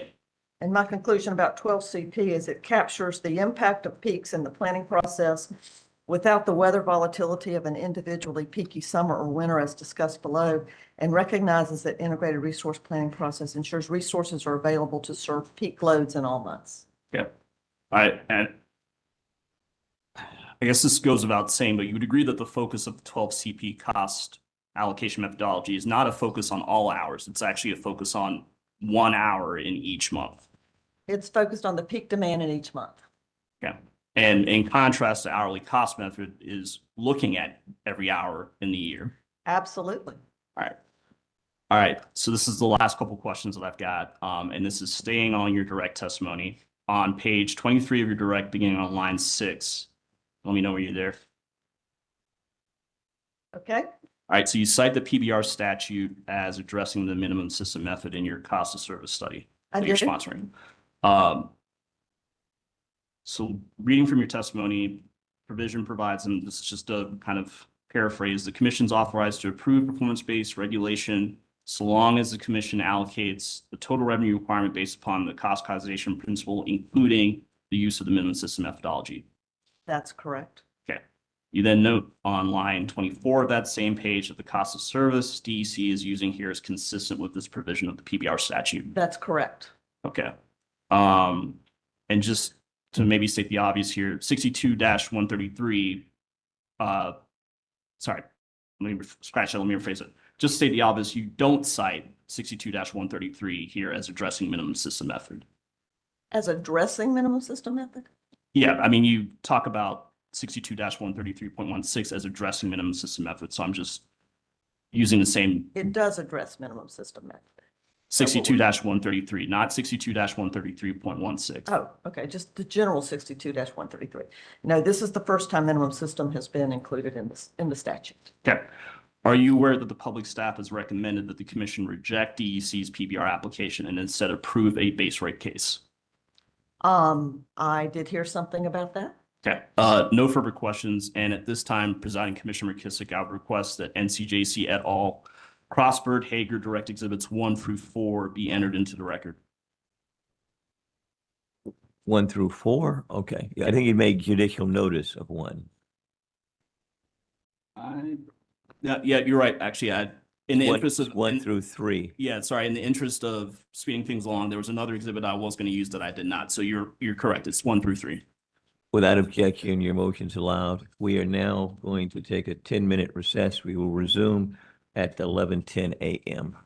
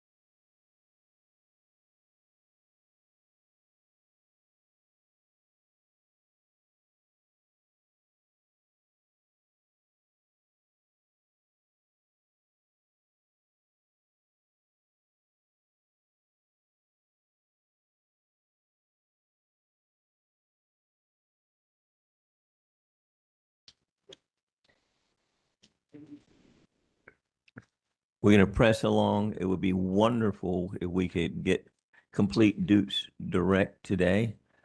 Hope springs eternal. But that's up to those of you that are conducting cross-examination. One thing I should have noted earlier for the record is Commissioner Vandervaart has not been with us today. He still is experiencing an ongoing family emergency, and we will wait and see what that entails and before we address that issue in terms of his absence. And with that said, the next in the queue is Nucor. Good morning, Commissioners. Yes. Joseph Briscar for Nucor Steel Lexington. Good morning, Ms. Hager, Mr. Byrd. How are you today? Good morning. Good morning. I believe all my questions are for Mr. Byrd. Mr. Byrd, just to sort of level set to begin with, the company is proposing a 2-year multi-year rate plan, right? That's correct. And the rate impact of the multi-year rate plan is reflected in the company's application and testimony as rate year 1 and rate year 2, right? Correct. There's also the base rate year, which is reflected as rate year 0, right? That's correct. And if the commission were to approve the company's application as modified and rebuttal, the first year impact is the net effect of rate year 0 plus rate year 1, right? That's correct. So, yes. Okay. And in the second year, 2028, the net effect is rate year 0 plus rate years 1 and 2, right? Rate year 2 corresponds with the company's proposed rate starting January 1, 2028. But that's the combined effect of rate year 0, 1, and 2, right? That's right. But conversely, if the commission for some reason did not approve the multi-year rate, it is the base rate revenue that requirement that would be approved, which is reflected as rate year 0, right? I think those questions are probably better suited for witness Bateman when we're talking about that. Certainly my exhibits reflect rate year 0, rate year 1, rate year 2. But when you're asking about the outcomes from the commission's order along those lines, it's probably best suited for witness Bateman. Okay, fair enough. We'll move on. I want to clarify a response you gave to counsel for Sigford yesterday. I don't recall the exact question, but your response essentially was that the cost of service study and cost allocation addresses inter-class subsidies, but rate design addresses intra-class subsidies. Do you recall that answer? I do, and I think I was generalizing that those issues are typically dealt with, inter-class typically dealt with through called service, intra-class through rate design. So that was a general statement, correct? Okay, but when you're designing rates, or whoever is designing rates, you take the results of the cost of service study and you apply various rate design concepts to develop those rates, right? We take the results of the cost of service study, which are given to us, by class or subclass, and then we design tariffs to align with cost causation for customers that are served within that tariff. So that's what I mean by intra-class. But you also use concepts such as subsidy reduction, avoidance of rate shock, and gradualism, right? Those are core tenets of rate design, yes. But through the subsidy reduction and rate shock and gradualism, that can address both inter-class and intra-class subsidies, right? Absolutely. Okay. If you'll turn to page 22 of your direct testimony, please. Okay. All right. On lines 5 through 7, you indicate that one of the company's goals in designing rates is to further align prices with the cost to serve customers in the residential, general service, and lighting rate schedules. Is that right? That's correct. Did you also attempt to align prices with cost of service for the industrial or OPT schedules? Those are included in what I would say general service. Yes. Okay, thank you. And DEC proposes a variance reduction of 25% to help reduce interclass subsidies. Is that right? Yes, with a 3% cap for any class relative to the retail average. That was my next question. Thank you. And with these proposed caps, 25% and 3%, there would remain interclass subsidies, right? That's right. And one of the places that these subsidies are reflected is through the rates of return on your Exhibit 4, right? Yes, Okay. Do you have your Exhibit 4 with you? I do. Okay, could we turn to that, please?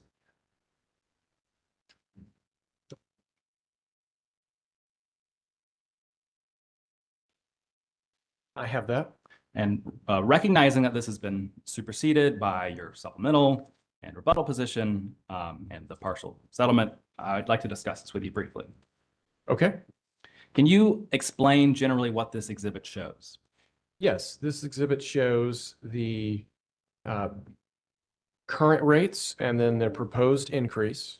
And it shows the process that we were just discussing about how you have some classes that are earning above or below the average rate of return and how the rate increase is apportioned to those classes based on rate base. But then we have an adjustment to the rate increase to correct some of that rate of return variance. And as we said, the company is proposing to correct 25% of that with that 3% cap. And so the columns in this schedule show exactly how that math works, with the result being the adjusted proposed percent increase on the far right by class. That's right. And that column is ROR at proposed rates, right? Which reflects each class's proposed rate of return. Yes, that's correct. And what I was describing was the far right. That's the adjusted proposed percent increase. And you're saying there's a rate of return column as well on there, correct? Yes. So the far right column is just the overall rate impact. And then the column ROR at proposed rates reflects the rate of return for each class. Is that right? After the proposed, yeah, add the proposed rates, correct? Right. And in Exhibit 4, the first page is just for rate year 0, right? Yes. Okay. So there are three. It's 4 for rate year 0 and 4_1 is rate year 1. Yes. Yes. And would you agree that a class is over-recovered or subsidizing other classes if the class ROR percentage is above the percentage listed in the NC retail row? Yes, and that's column labeled D in Bird Exhibit 4. So you can see NC retail is at the bottom. And so we would, that's what we're trying to correct when we look at the variance reduction. We're moving each class closer to the NC retail, correct? Right. So the column, I think you said D, is the present rate of return, which would be the rate of return under the current rates. And then the column ROR proposed rates would be the rate of return after the rate increase, right? Correct. Okay. And so, for example, in rate year 0, which is the first page of Exhibit 4, you can see that the NC retail proposed ROR is 7.9%, right? Yes. Okay. And sticking on that same page, the OPT class would have an ROR of 8.6%, right? You're reading that correctly. Yes. Okay. Which would mean that under rate year 0, the OPT class would be providing a subsidy. Is that right? They are providing a rate of return that is higher than the NC retail average. And so, yes, we would characterize that as providing a subsidy to the other classes, which is what is being addressed through the rate of return to variance process. Yes. Okay. And so this, I think you already said this, but this Exhibit 4 has two subparts, 4.1 and 4.2, and those represent rate year 1 and rate year 2, right? Correct. And this same concept of the rate of return is reflected in each of those rate years, right? Yes. Okay. No further questions. Thank you. Next in the queue is Walmart.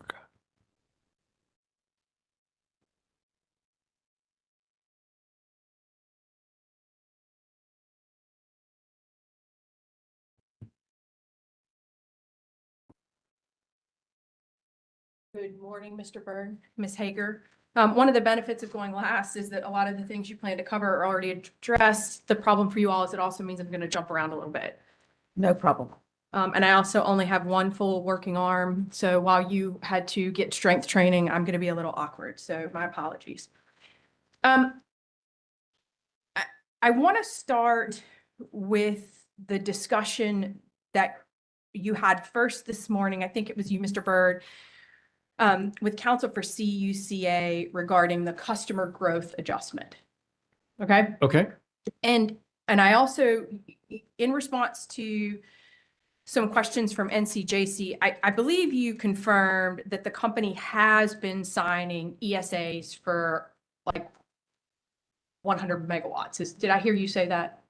The company's been signing ESAs for customers greater than 100 megawatts. Yes. Okay. And has that happened after the March 31st, 2026 capital year cutoff? I'm not familiar with the contracts or the specific dates on those. Okay. And do you know how soon after an ESA is signed that a customer, a large load customer, becomes obligated to make the minimum demand payments under those contracts? I think that's probably a better question for witness Duff. Do always enjoy talking with Mr. Duff.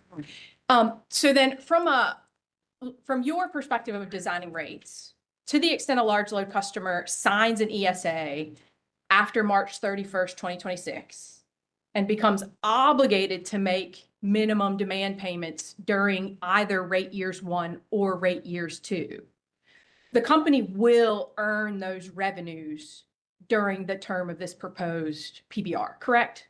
Ms. Gorman, I think those questions would be better suited for Ms. Bateman. I can speak to the customer growth adjustments represented in my testimony, those types of things, but I think you're asking questions that would be better suited for Ms. Bateman. Okay. So with respect to your customer growth adjustment, you are not making any adjustments to reflect customer growth that may occur beginning on or after April 1st, 2026. The customer growth adjustments in my testimony reflect the growth through March 31, 2026. So to state it another way, you are not reflecting any customer growth occurring on or after April 1st, 2026. That is correct. Thank you so much.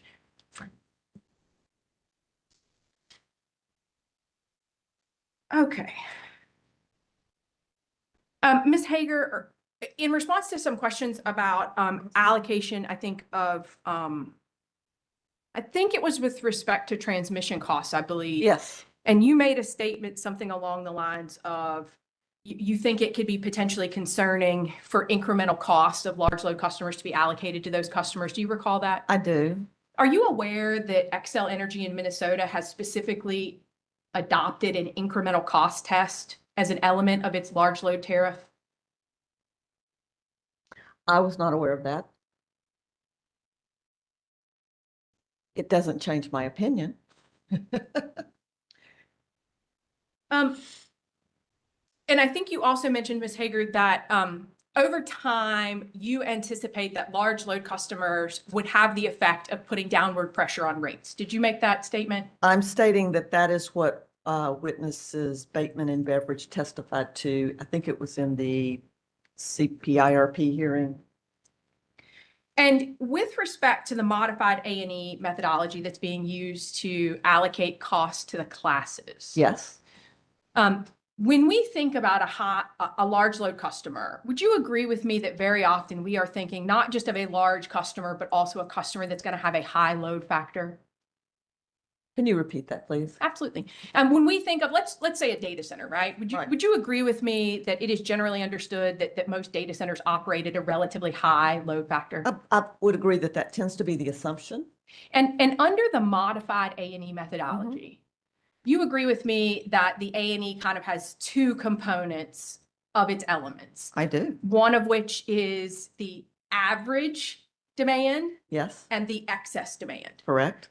And when we think of the average demand, although it uses the word demand, would you agree with me that that is essentially a proxy for energy use? It is absolutely a proxy for energy. And so over time, as the system load factor increases, which it will with the addition of high load factor customers, that portion of the average demand relative to the excess demand should increase over time as well. Yes, and I believe I testified to that in my rebuttal testimony. So the idea there is, to the extent that you're adding load that is greater than the average system load factor, mathematically, that average demand is going to go up. And so what that still means is that although there has been some argument by some intervener parties about an hourly costing model or other methodologies, the reality is one of the benefits of the A&E methodology is that it in fact does give credit to energy usage, and it will reflect the change in energy usage over time as the system load factor increases.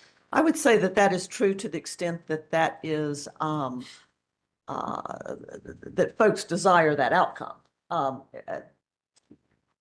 I don't see that as a benefit of the A&E, but I think it is the reality of the A&E. And then you also received some questions from NCJC about the jurisdictional cost of service methodology, the 12CP. Yes. Are you aware that the 12CP is used by not only DEC, but DEP in North Carolina and by both DEC and DEP in South Carolina? Yes, I've testified to all of that. And in terms of allocating costs between those jurisdictions, is it helpful that a singular methodology is used? It's not only helpful, to me, it's essential that if you don't have the same methodology at the jurisdictional level, you are either leaving cost on the table or you're over collecting. Give me just a second. I'm just checking my notes.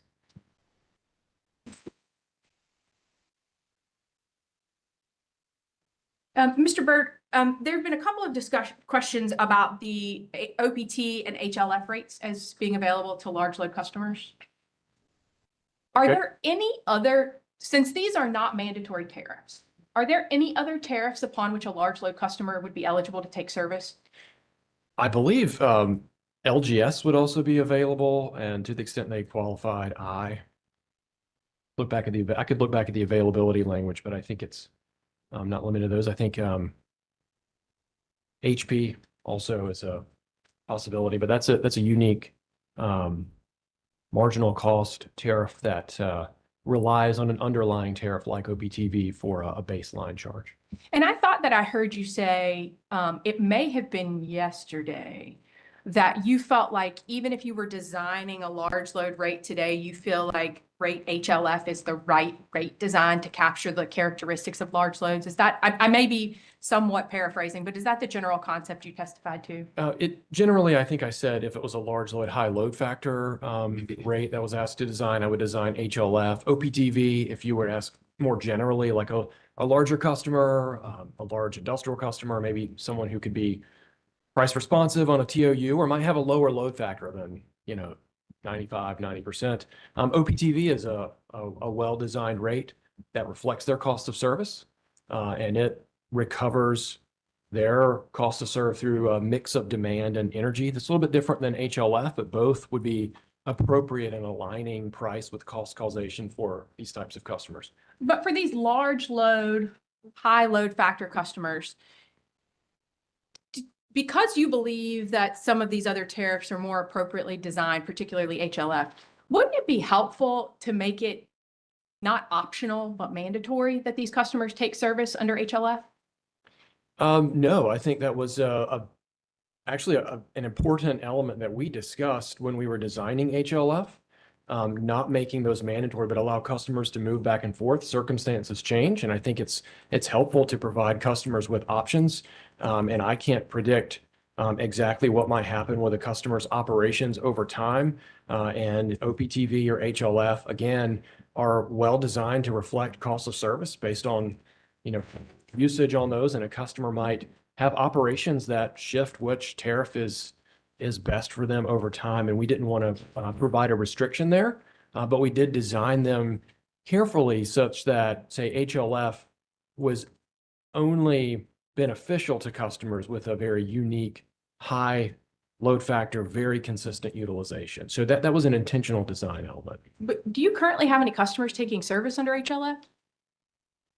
I am not sure if we do. It's a very small number. Again, it's a very it would I would never expect it to be a very large number because of the way that tariff is designed. It's for a very unique load factor.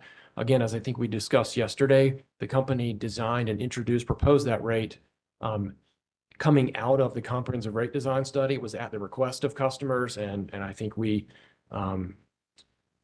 got a design that was reflective of what the customers were wanting there and also reflective of cost causation. So, And can you remind me when that study was concluded? the study was concluded in March of 2022, and HLF was introduced for DEC in the subsequent rate case. And you agree with me that really in the last 18 to 24 months is when we have seen this data center boom really taking root across the nation? I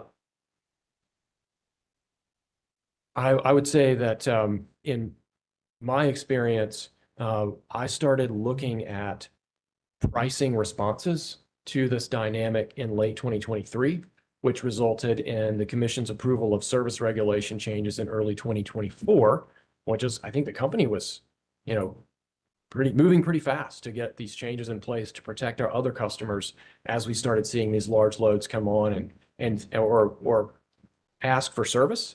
And so we were trying to get ahead of that curve. So that was roughly the time frame when I started working on that. But to the extent you were working on that in 2023, if you were looking at it in 2026, you could look around the country for dozens of examples of ways that other incumbent utilities have been approaching the concept of large loads, particularly high load factor large loads. Wouldn't you agree? If you're asking a general statement about whether we were looking around at how others were handling it, yes. No, I'm asking whether you have taken a look at how things have changed between 2023 and 2026 with respect to the specific issue.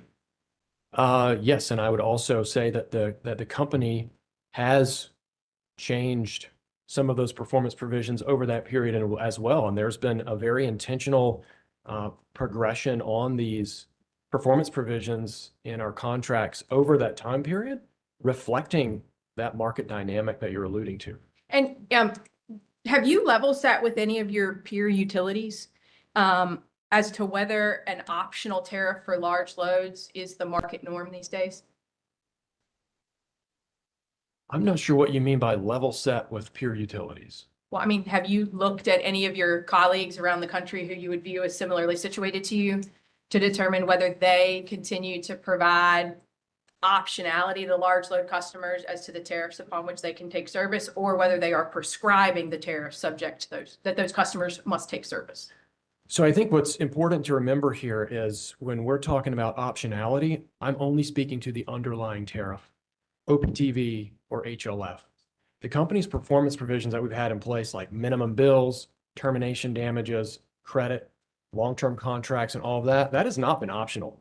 And in fact, over the course I talked about early 2024 through now, the company's added things like refundable advance for the interconnection cost, curtailment provisions, and a requirement that the electric service agreement be accelerated up closer to when construction begins on the connection. So those are non-optional performance protections. So you're talking about optionality, and different utilities have taken different approaches for very reasonable reasons given their context.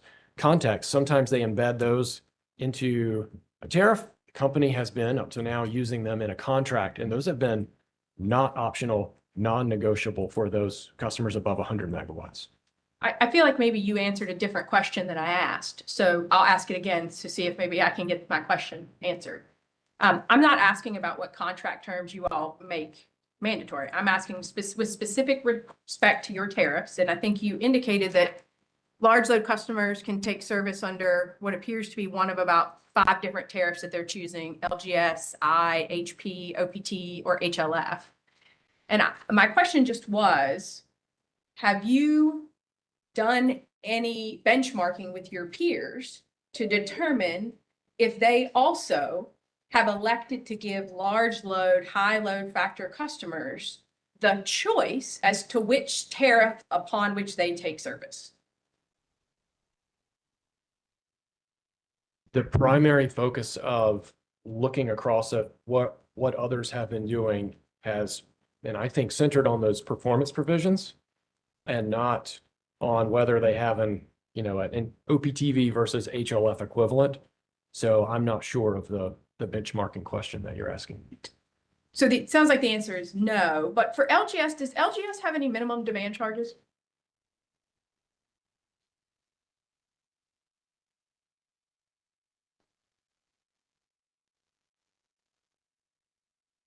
Looking at our A3, where I've got red line tariffs.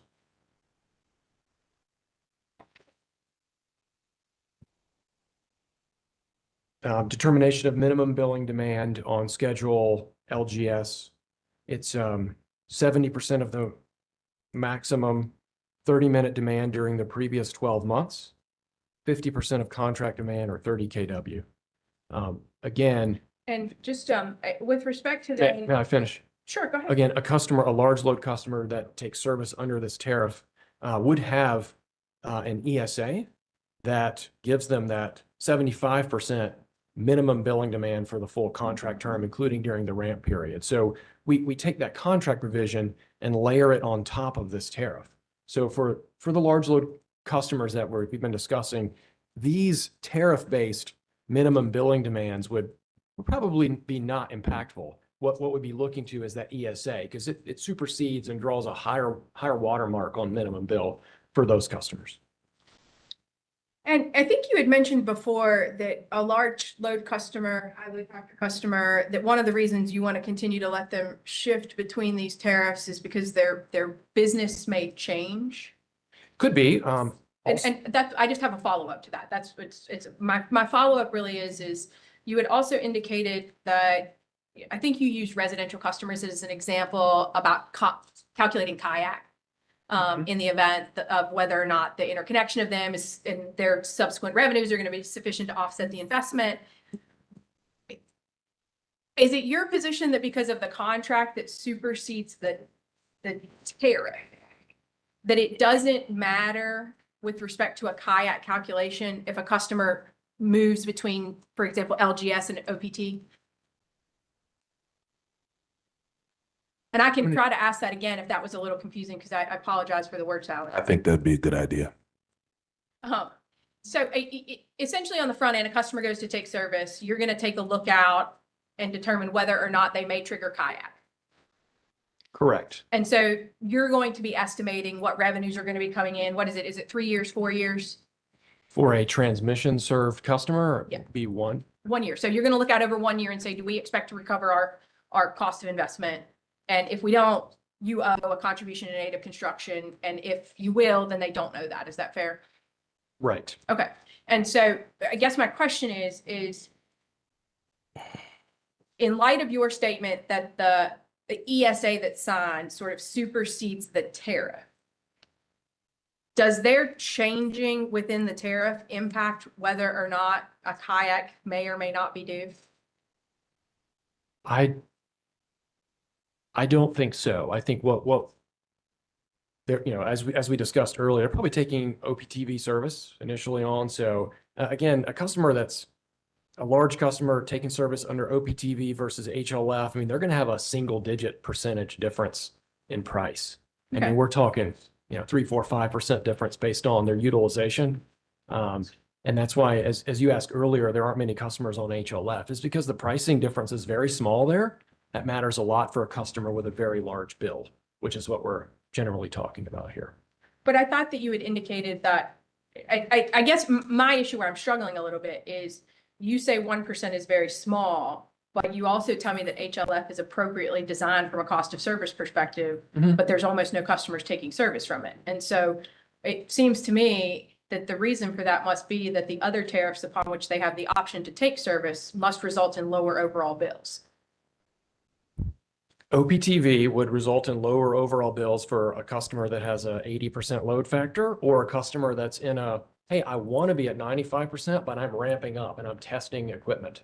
So OPTV, again, has been in place for a longer period of time, and HLF was never designed to attract dozens of customers. It would be a few, and it's my expectation that some of these large loads, if they actually sustain consistently a 95% plus load factor, they would move to HLF. But they're not going to have both are aligned with cost of service. Both reflect cost of service. And indeed, the bill outcome from those is not going to be that different until you get to that very high load factor. What do you mean by very high load factor? Yeah, so, 95% plus, you're going to see probably a benefit on HLF that would be attractive enough for those large customers to say, hey, I want to be on HLF versus OPTV. But you're saying under a 95% load factor, you think they're likely to go to OPT? I haven't checked the math on that recently, but there's a break point in there somewhere, and it depends on the customer's seasonality or full load factor. It was designed to be pretty niche, and for a customer to sustain, we're talking annual load factor, for a customer to sustain an annual load factor north of 95%, that's a very small subset of customers.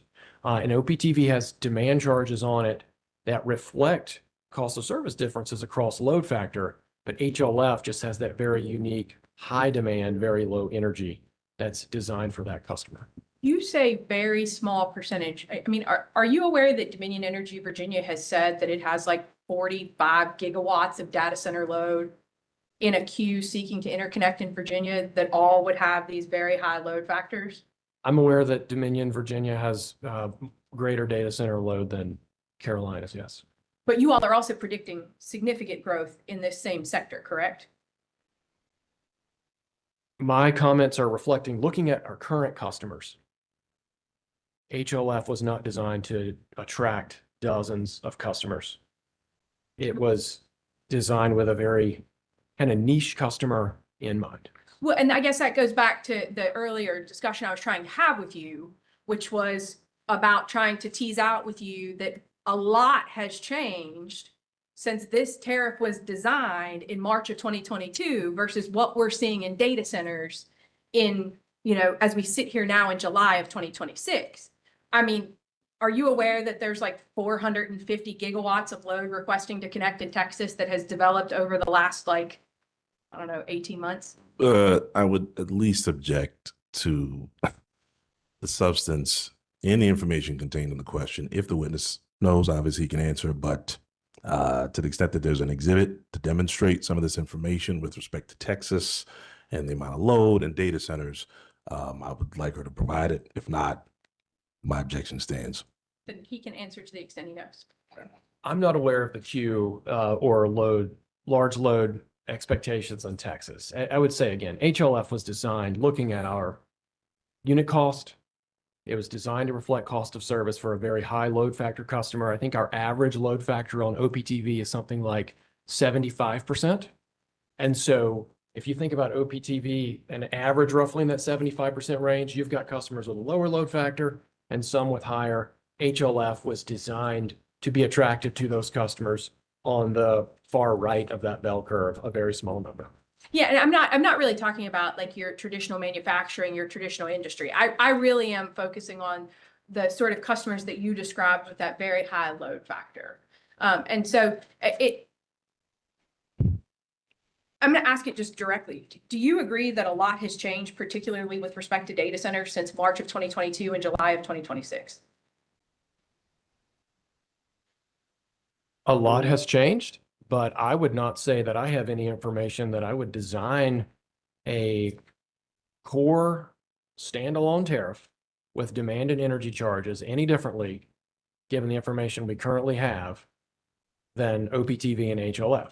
What we would do differently, what we have done differently, is those performance provisions that put the planning uncertainty and planning responsibility on the backs of the large load customer. Just the fact that data centers are growing and their request in our queue or whatever, that does not change the appropriateness of HLF or OPTV and their alignment with cost, the unit cost and cost of service. Thank you. Those are all the questions that I have. Thank you. Move on to public staff. Presiding Commissioner, we've heard your directive and we will wave our cross at this time. Very good. Redirect. Yes, Presiding Commissioner McKissick, and I'll be as efficient as possible. Mr. Byrd, do you recall Kuka's questions regarding the billing determinants for rate year 2? I do. Would DEC's witness Bateman be able to provide more detail about why it's inappropriate to adjust billing determinants for rate year 2? Yes, she would. All right. Ms. Hager, do you recall counsel for NCJC at all asking you whether the hourly costing model method takes into account energy usage during every hour during the year? Yes. In your opinion, would that method be consistent with the cost causation principle? No, it would not. Can you And that would be explain why? because it totally depends on energy. And you think we're talking about costs that don't vary with energy. The main problem with the POD and HCM methods is they are looking at just the previous year's usage of the asset. They're not looking at what caused the asset to be in place. And if you look at the assets that we are allocating, they were selected through the planning process that had a particularly for many years a chief focus on demand, more than they had on energy. And the company has recognized over the course of the years that that perhaps a focus on a single peak was not fully consistent with cost causation, and decided to move to the 12 CP methodology. And we feel like that gives a sort of a nod to the fact that that it's not all about just the peak demand, that there are other considerations, and that's the appropriate method to allocate these demand-related production costs. We allocate energy-related production costs based on energy. My view is demand-related production cost on demand. Thank you for that. Ms. Hager, do you also recall counsel for NCJC at all asking you about customers benefiting from the cost that they cause? Do you recall that? The cost of the cost they cause? yes. And in your rebuttal testimony, you take issue with attempting to allocate costs based on which customers benefit, right? That is correct. Can you explain why? I think that there's a very big difference between cost causation and benefits. If you think about, for example, a coal plant, what caused that to be built was really peak demand, and who benefits from that plant?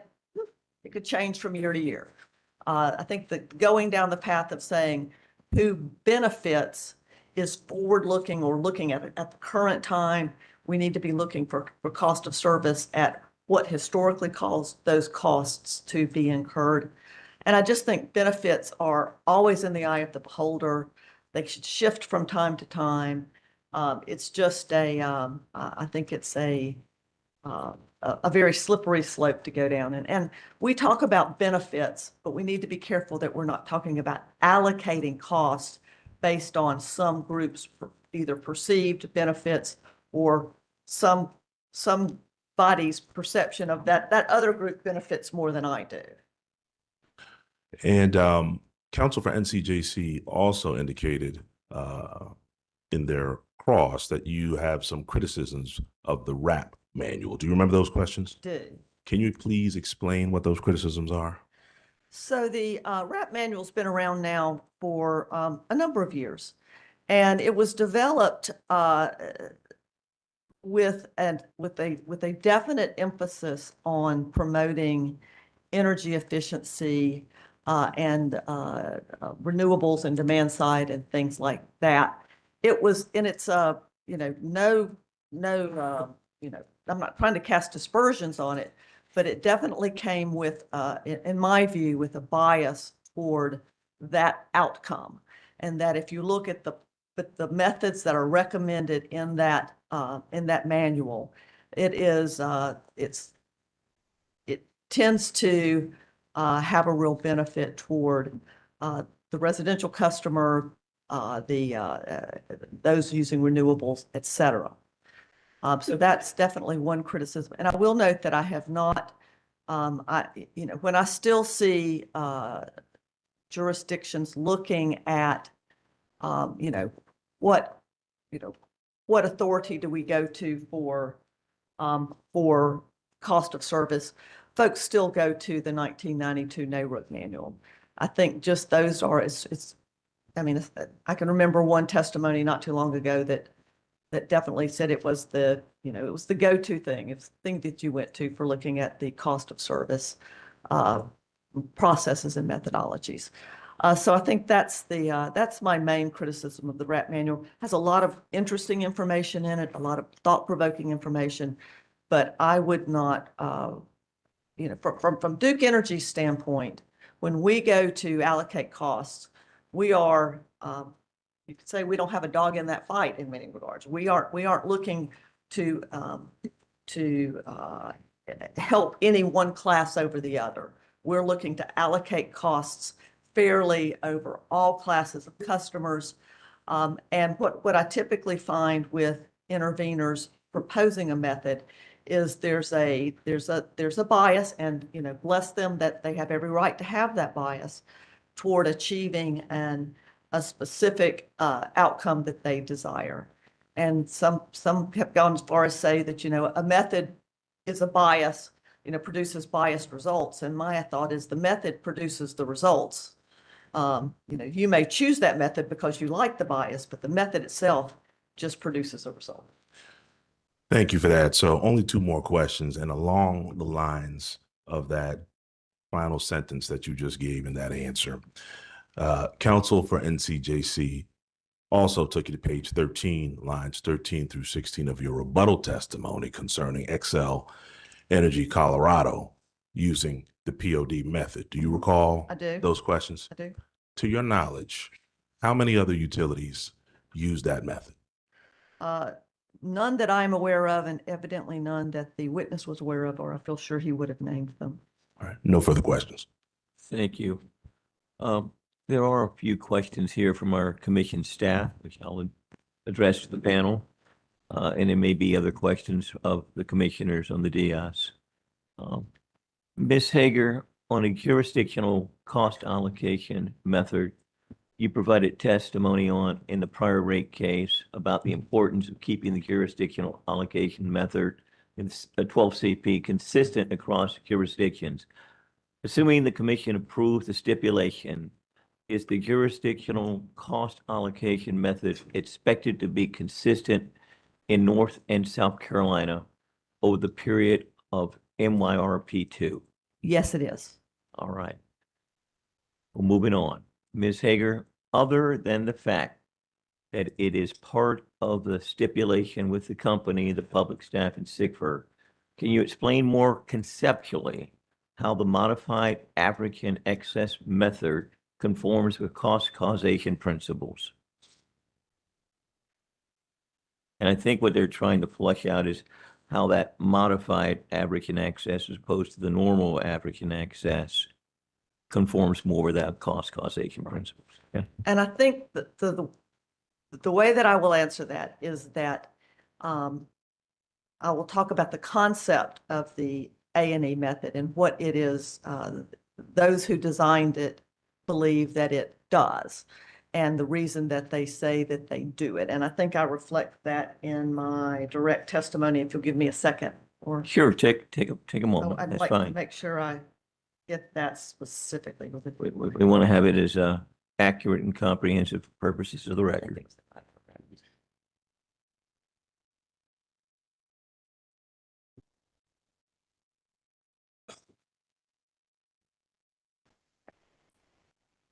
So the average and excess methods considers that generation facilities are needed to serve a utility's average load, as well as its excess or peak load, and assigning responsibility for recovery of production fixed cost. And I do believe that that is consistent with cost causation principles. I think obviously there are different views on what is cost causation. The company's basic view without the settlement is that peaks are appropriate to allocate demand-related production costs. But that in the company's view, the A&E method it's a compromise.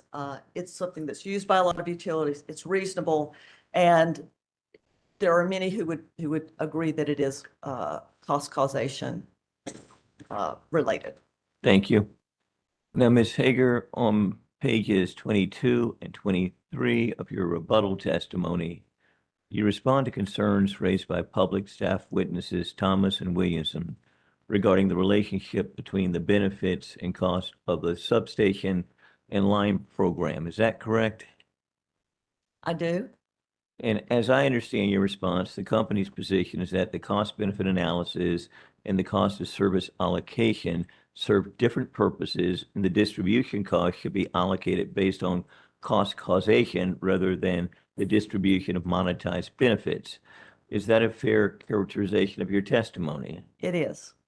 Does the company perform any analysis that compares the distribution of the monetized benefits used to justify the substation and line program with the distribution of the cost of that program among customer classes? And put differently, is there any point in the company's analysis where those two considerations intersect? I don't believe there is. I think that the company has not performed that on based on the belief that that would not be an appropriate way to allocate those costs. Okay.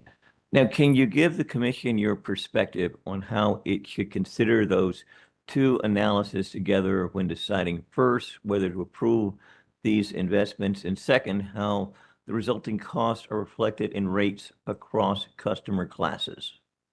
Yes. And I had an example. Give me just a second. I'm going to Take a think of second. what that was. That's fine.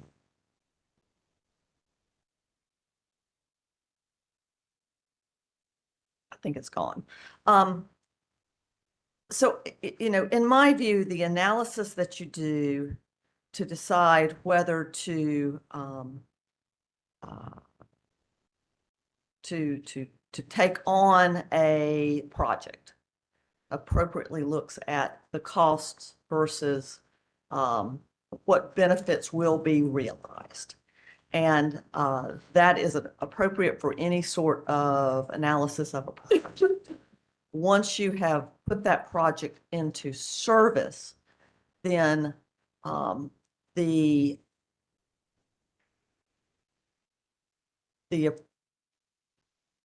I believe that's when you have to start looking at then classes, total classes of customers, total jurisdiction, you know, to deal with that. Those assets now have been rolled into a big pot of other assets, and to start pulling them out and say, okay, you know, we're going to allocate all of this to this class and all of this to this class. It becomes completely unwieldy, and that it's the I think if you look at the majority of the assets within that pool of assets you're allocating, for example, distribution cost, which is what I think we were mainly talking about, using a simplistic method of non-coincident peak is a good method for allocating those costs rather than focusing on specific benefits of specific projects. Thank you. Now, Mr. Byrd, on page 12 of your testimony, you state that the company's current OPT, V and HLF schedules provide tariff options for large load customers that align prices with cost of service. Is that correct? That's right. Now, if a customer can choose between the two options, how can DEC ensure that revenues from a particular large load customer will fully cover the cost to serve them? I would say both tariffs are aligned with cost causation. And so if I had a customer served under OPTV or HLF, the revenue difference between those two, if they're a higher load factor customer, is not going to be that great. I think you get differences between the two where you have maybe a lower load factor. So there's a transition point in there. And for lower load factor customers, if they're able to move their load around and avoid the system peaks like on OPTV, they can save money, but that's in alignment with cost of service. So that's why I say they're different tariff designs, but they both reflect cost of service. And I would say they both recover appropriately the cost to serve for a customer on those tariffs. Thank you. Those are the questions that I think remain of the ones that originally proposed by our commission staff. I think a lot of them got answered in the testimony you provided in responding to questions from several of the interveners. And with that said, let me see if there are any other questions from my colleagues. Chair Brawley, No questions. Commissioner Tucker. Yes, sir. Just a couple quickly. Mr. Byrd, I guess it would go to you or Ms. Hager, either one. There was objection to doing a 2-year MYRP versus a 3-year. Can you, I know that SECFR objected. Can you explain to me why you think the company decided to do that? Some people think that if you do a 2-year MYRP, then you can come back after that period of time is concluded and then start another rate case, would be the advantage for the company. Can you explain that in layman's terms for me? I cannot. I'm sorry. I think those questions are better suited for witness Bateman. Okay, all right, that's fair enough. Are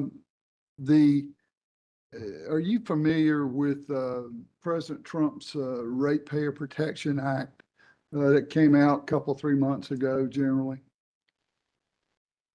Is this I'm not sure if this is the same thing as like the White House pledge that we've seen. Right, entities taking? Amazon, Google, Microsoft, all the big boys were there. I'm generally familiar with that, yes. And they've stated over the last year, is my understanding, that they want to pay their fair share for the cost of transmission and generation upgrades for not only Duke, but any utility.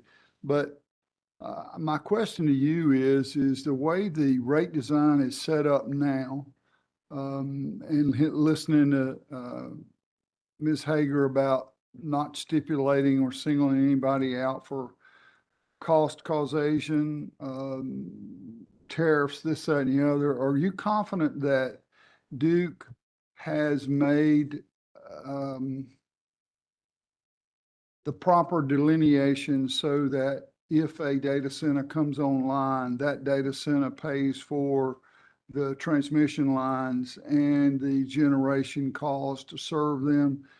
Do we have that down? Because, quite frankly, listening to public witness hearings across the state, we've heard that, Duke's just building the data centers, that data centers are causing the rate increase on and on and on. Are we sure, or can you assure me, if you're the right person to answer the question, if Duke has, gotten their tariff situation and or the rate design set up to where ratepayers, residential ratepayers primarily, are not paying for data center upgrades?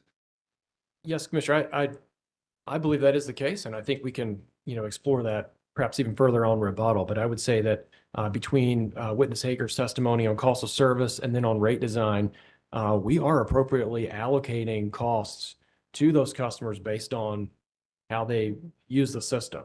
So when you think about a new customer, and as I was describing earlier, a new customer locating, particular site, and the company has to extend a transmission line to serve that customer, like a radio line.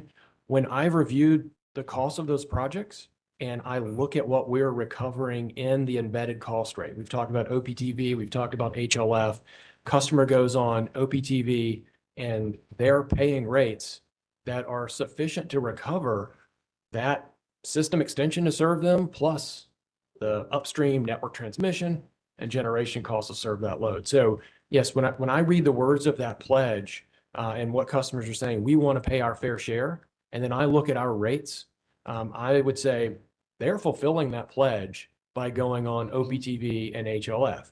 I think the thing that I would add to that is you have to add on to OPTV and HLF certain provisions, which we're presently using in contracts, and in rebuttal, the company has proposed to put these provisions in a separate tariff, but those provisions are making sure that the customer's load actually shows up consistent with what they're telling us. So that's where we have the minimum bills, long-term contracts, and termination damages and so forth.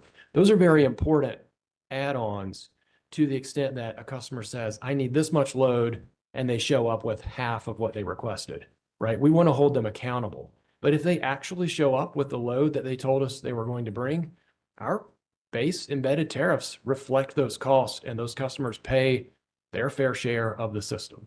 And I would add, if you don't mind, that Yes, ma'am. that, I think that I wasn't at the public hearings, but I can just imagine the pain of hearing what the customers were feeling, what they had to say.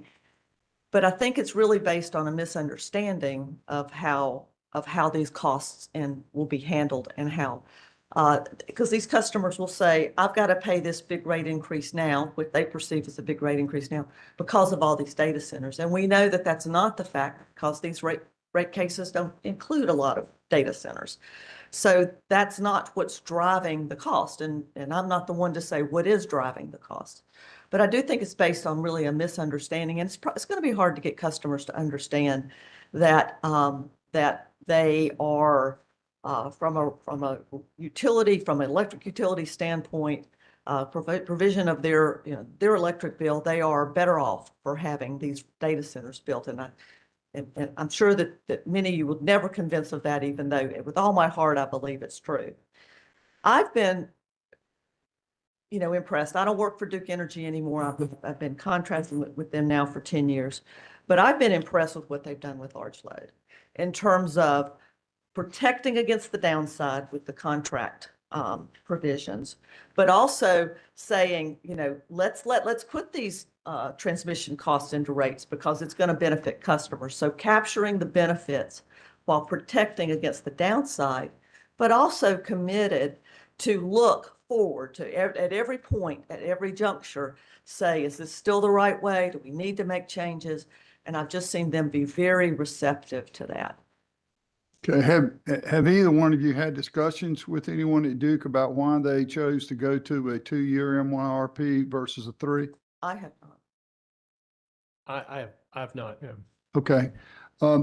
Again, back to the Ratepayer Protection Act, when all the hyperscalers were there, it really, it says that they are to pay for all the building and operating transmission upgrades for the data centers, no matter what. Recently in Richmond County, we approved, and I did not vote for it, a transmission line for a data center in Richmond County, and witness Thomas, I believe, from public staff stated that we would not have had to upgrade that line were they not placing or planning to put a data center there. And that leads me to for my previous questions, because we had to approve that, and how those monies came through and were allocated. I'm just not sure there's a clear delineation between the data centers. If it cost X to build generation, a gas plant that's going to serve a data center, and it's going to be a transmission line, and that number is X, then Amazon, Google, Meta, Microsoft, any of the hyperscalers need to pay that money up front. Duke doesn't need to borrow it, and then they can rebate it through their use of electricity over a period of time. And, they can get their money back there, and then Duke can have the 24/7, 365 energy source for return on equity because of the electrons they sell. So those were the basis for my questions about that. And I've enjoyed your testimony, Ms. Hager, and anybody that lives on Mount Zion, something or other, has got to be in the country. So That's true. that's true. you're my kind of girl. And our breaks are coordinated together as well too. So I appreciate that. But I'm just not sure we've gotten there, and I don't mind it. I just need to be assured that there's a clean break for the ratepayers and a clean break for Duke. And in fact, the hyperscalers are paying their costs for coming to North Carolina and putting in data centers, and we want them here. But it's got putting a lot of stress on Duke and trying to come up with the generation facilities for that. So my questions are along those lines, that basis. So and you're the rate king, Mr. Byrd, so that's why I was going to ask you if you felt sure that that was in fact happening, because there's an edict from the White House that they should pay that, and then they fly around the country saying they will. I just want to know from you that that is in fact the case. Sure. And forgive me, I like math. So if we can talk just a couple of numbers here briefly, I think you're referring to a very large load that was coming on, and there was some $700 million worth of revenue or something associated with this particular project. So let's use that as an example. Let's say that the interconnection costs were a few $1,000,000 for this load. When we design OPTV, approximately 10% of that revenue is a result of the transmission allocator. So 10% of 700 million, that's 70 million. So that new customer is going to be paying $70 million a year for the transmission system. And the extension just being a few $1,000,000, when we look at that, we say they are absolutely covering the costs of that extension, plus a fair share of all the other transmission, network transmission, everything that they're using. And if you don't connect that customer, like let's say I did not spend $3 million to connect this new large load, what I'm foregoing is they were going to pay me 70, it was going to cost me 3, and my carrying cost on that 3 are a few $100,000 a year because I'm financing it, as you said. So what I'm foregoing is more than $60 million that customer would be contributing to the transmission system to the benefit of all other customers, driving that transmission allocator down for all other customers. So when I look at that and I say, I want that customer to help bring the overall system cost down. That's how I look at that math. And they're covering theirs plus the system. And thank you for that explanation. I do believe that put that in context. And but what I would like for us to do is want to remind my colleagues that we will have quite a bit of opportunity to ask questions. Public staff is going to be up sometime next week, and there'll be Duke rebuttal, where issues dealing with a large load tariff will be in the forefront of dialogue and discussion. So perhaps we can hold those questions to that point in time. Okay. I'd just like to make a comment based on what he just said, or you won't want me to.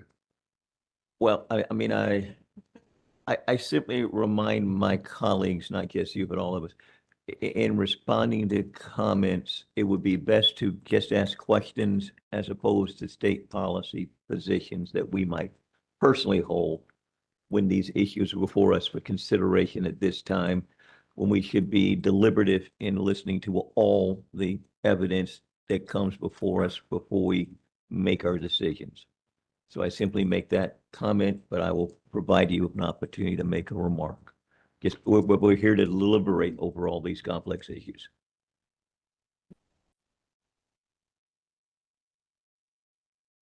That's all my questions. Thank you, Commissioner. Commissioner Gaida, any questions? All right. Questions on commissioner questions? Okay, it looks like we have a few. I was just going to say no questions. Oh, no questions. All right, excellent. Thank you. Environmental Defense Fund. Hello again. Ben Smith for Environmental Defense Fund. Commissioner Tucker asked you a couple of questions about the transmission project specifically. And the transmission project that Commissioner Tucker said was triggered by new large load coming on. Is that how you understand him to ask that question? That was my understanding when he was asking the question, yes. Do existing customers hold any responsibility for paying for the trigger transmission upgrades in the reference that he made? I believe the answer to that is yes, to the extent that they become transmission system assets, then all customers pay a share of the cost of transmission system assets consistent with cost causation principles. No further questions. Nice. Okay, come on up with the public staff. Sure.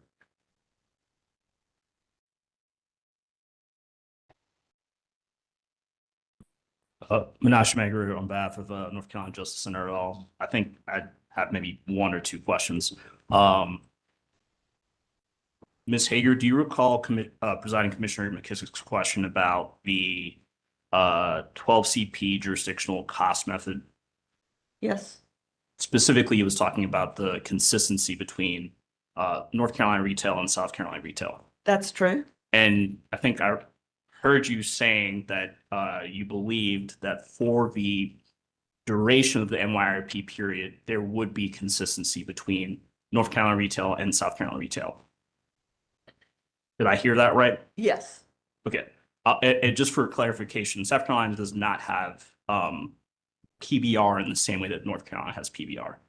No, It has electric rate stabilization, but that's different from an NYRP. I believe so. Okay, so theoretically, South Carolina or DEC South Carolina could file a base rate case at some point. Yes. Okay, no further questions. Do I see any other interveners who have questions? Walmart?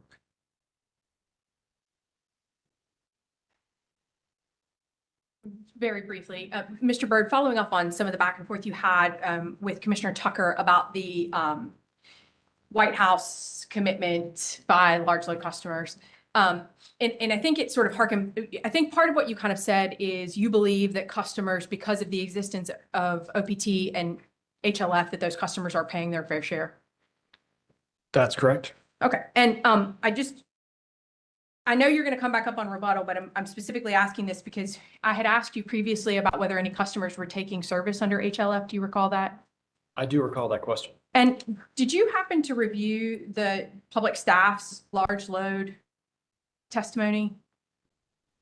I did, and I responded to that along with Mr. Beveridge in rebuttal extensively. Yeah, and I don't want to get too far down this path, but I would just, at page 16, lines 15 to 23 of that testimony, I don't know if you have it in front of you.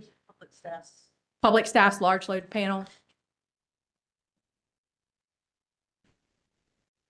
But just in the specific context of Commissioner Tucker's indicating whether or not large load customers are paying their fair share, and you indicating that they do, in part because of the way HLF is structured, you agree with me that public staff at least represents there on page 16, lines 15 through 23, that there are no customers in DEC either currently or with existing ESAs that are projecting to take service under HLF.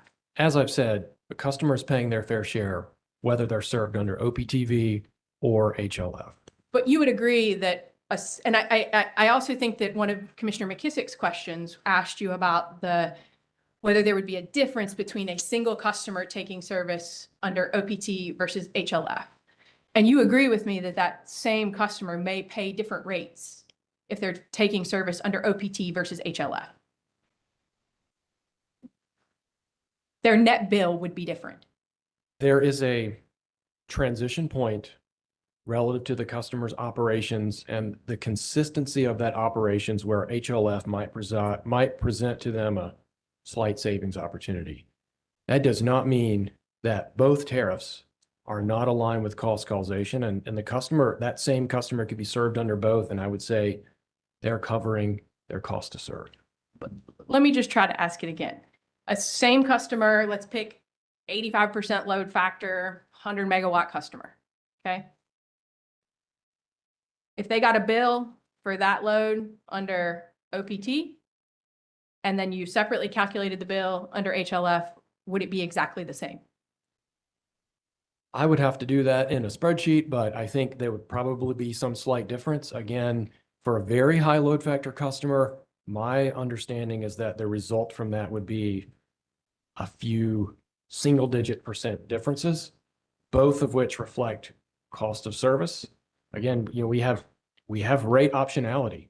If I have a residential customer on RS and that moves to RSTC, the time of use rate, these are all designed reflecting cost of service, cost to serve. So just because a customer's bill changes slightly from one tariff to the other does not move them away from reflecting cost of service.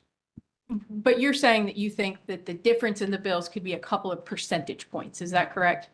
For that OPTV versus HLF with a very high load factor, it's not a large percent difference between those two bill outcomes. So there's a difference between percentage points and relative dollars. You agree with that? I think I said that earlier, that those percentage points matter to a customer with a very large bill. Those are, yes. So a couple of percentage points on a, I don't know, $500,000 a month bill is not an insignificant number of dollars. That's true. What you would have to have is enough money at stake to have that customer say, I want to move to the other tariff. That's right. And we have tariffs where a customer on one tariff can move to another tariff and save, and for various reasons, they don't move. Thank you. Those are all the questions I have. Public staff?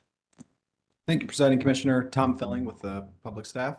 I had one question in follow-up to Commissioner Tucker's questions on whether Duke's current cost of service methodologies and other methods are appropriately ensuring that the generation and transmission that large load customers are sort of causing to be brought on the system are appropriately being recovered in their rates. Do you remember those questions? I think you guys were in the affirmative that they were. Yes. Okay.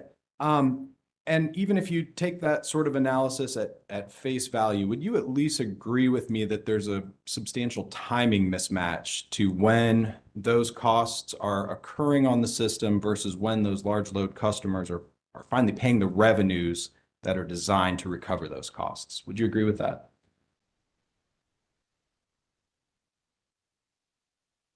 So a couple of things. One, this is direct testimony, and I think a lot of that is, for me, it's addressed in rebuttal. So I don't know how far we want to go down that, given. And I can presiding respond to here. that. Presiding Go right here. ahead. I think this is based on the current cost of service and the current rate design, the current policies, which they've addressed in their direct testimony. So I think it's fair for direct, but I'll defer to the committee. Sure, no, I would say it's fine to go ahead and answer the question, try to avoid getting too deeply in rebuttal testimony. Okay, so I would say first, as Witness Hager and others have said, there's not a lot of cost in this case relative to large loads.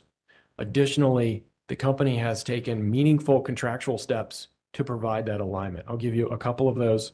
One is the refundable advance provision. So when a large load customer signs a letter agreement and the company is extending the transmission system to serve them, they're providing dollars to the company to cover those costs until such time as they hit an operating level that meets a threshold, and those dollars are then refunded. That operating level corresponds with when revenues are coming in the door, which relates to your question. Revenues are coming in to cover the carrying costs for those assets. That's a very clear matching element that the company's put in place. I think it's critical to understand that. That's the transmission matching. From the generation side, the company has put in curtailment provisions that allow for flexibility during that load ramp period. While the customer's ramping up, we have an additional lever for managing that integration of the load into our resource planning process. So those two provisions are very important. And then I would also say that from, now we're getting outside of my area, but just relatedly, the resource planning process itself looks at that customer's load ramp and is matching the company's investments to the customer's load. But beyond that, I would defer to the resource planning experts. And I would also note that mismatch between is a fact of life for rate cases, rate cases. Inevitably, we're looking, we're trying to get as current as possible, but we're looking backwards to price things forward. And I think it's the right system, but it's not it's not foolproof. I do believe the MYRP is an effort to do better matching of timing of cost and revenues, but just a fact of life. Thank you both for that. And Ms. Hager, I think we agree there about and that's really where I was trying to get with the mismatch sort of being the fact of life from the cost of service rate making that we get. So as we look into the future and expect these large load customers are going to start coming online, that as they also ramp their load as they're coming online, the cost of service will essentially take probably a couple MYRP cycles before it fully captures the full sales that these large load customers are expected to bring. And until then, we're kind of in that fact of life that you've referenced. Is that correct?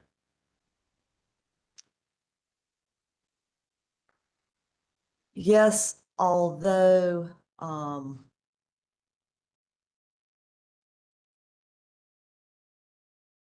this has to do with this extent to which we're capturing customer growth. And I'm just drawing a blank on that at the moment. But it is a fact of life. I think the company's done what can be done to bridge that. I think we're also talking about in theory here a little bit, and I think that would be a great question for witness beverage on rebuttal, because I think it matters what's going on in the IRP process, and I think his testimony in the IRP proceeding, and he'll be on rebuttal with me. That would be a good question to ask of him. Okay. Well, thank you. Yeah, I got the answer from you, Ms. Hager. I appreciated that. Thank you both so much. Just one question, Presiding Commissioner McKissick. Witness Hager, you recall a question that Counsel for Public Staff just asked you about the facts of life and the mismatch that you referenced. Do you agree that to the extent that there is or there are impacts or considerations related to customer growth, that those questions and those substance and subject area matters are better addressed by the company's witness statement? Evidently, that is correct. Okay. No further questions. Thank you. Are there any motions to be made at this time, or have we got everything covered? I think We are have. fine. I think we got everything in from DC's perspective. With that said, Ms. Hager, you are released. Mr. Byrd, we will see you back in rebuttal. Thank you. And we're going to take about 5 to 10 minute. Well, why don't we just say this? Come back in here no later than 12:38 p.m. Yeah, that's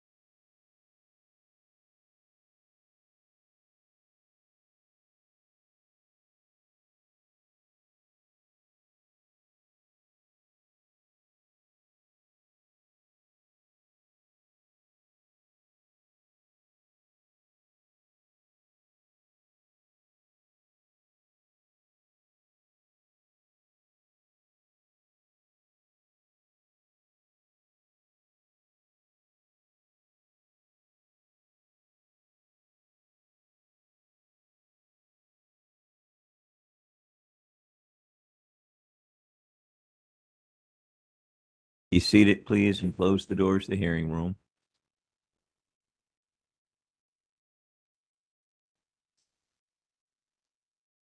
If you could put your left hand on the Bible, raise your right hand. You solemnly swear the testimony you're about to provide in this proceeding will be the truth, the whole truth, and nothing but the truth. So help you God. I do. Thank you. Good afternoon, Presiding Commissioner McKissick. My name is Kathleen Richard on behalf of the company. Witness Sykes, would you please state your name and business address for the record? My name is Brian L. Sykes, and my business address is 525 South Tryon Street, Charlotte, North Carolina, 28202. And by whom are you employed and in what capacity? I'm employed by Duke Energy Carolinas LLC as a Director of Rates and Regulatory Planning, where I support both DEC and Duke Energy Progress LLC. And did you cause to be pre-filed in this docket on November 20th, 2025, direct testimony consisting of 11 pages and no exhibits? Yes. Do you have any changes to your direct testimony at this time? No. If I were to ask you the same questions today that appear in your pre-filed direct testimony, would the answers be the same? Yes. Your direct testimony did not include any confidential information, correct? Correct. Did you also pre-file a summary of your direct testimony for the commission on July 6, 2026? Yes. And did you review the stipulation of partial settlement between the company and public staff filed July 2nd, 2026? Yes. And in your opinion, is the stipulation in the public interest, and should the commission adopt it in its entirety? Yes, I support the stipulation as negotiated compromises reflecting a give and take between the company and public staff. Thank you. Commissioner McKissick, I would ask that witness Sykes' direct testimony be entered into the record as if given orally from the stand, as well as the summary of his direct testimony. Without objection, your motion is allowed.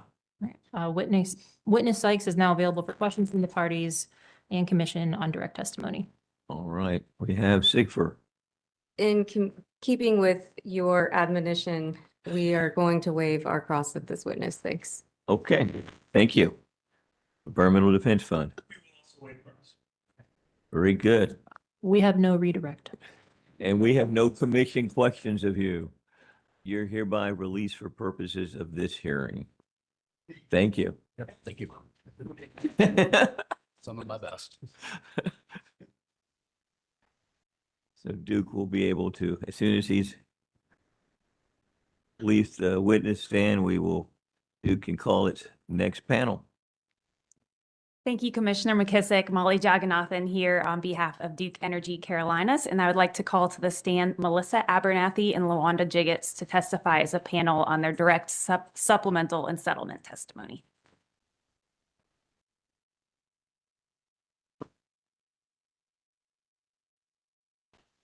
Once you get situated, let me know. You could put your left hand on the Bible, raise your right hand. I think there's two Bibles there. Do you solemnly swear the testimony you're about to provide in this proceeding will be the truth, whole truth, and nothing but the truth, so help you God? I do. I do. Thank you. All right, please bear with me. They filed a lot of testimony. I know. Miss Abernathy, can you please state your name and business address for the record? Melissa Abernathy, 525 South Tryon Street, Charlotte, North Carolina, 28202. And by whom are you employed and in what capacity?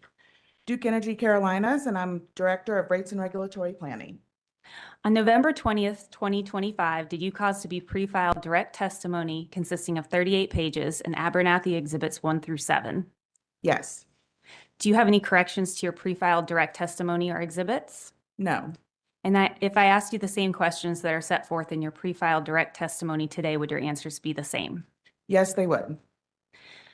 Ms. Abernathy, on February 12th, 2026, did you cause to be pre-filed supplemental direct testimony consisting of 7 pages and Abernathy supplemental exhibits 1 through 4? Yes. Do you have any corrections to your pre-filed supplemental testimonies or exhibits? No. And if I asked you the same questions that are set forth in your pre-filed supplemental testimony today, would your answers be the same? Yes, they would. On April 22nd, 2026, did you cause to be pre-filed second supplemental direct testimony consisting of 8 pages and Abernathy second supplemental exhibits 1 through 4? Yes. And do you have any corrections to your second supplemental testimony? No, I do not. And if I asked you the same questions today, would your answers be the same? Yes, they would.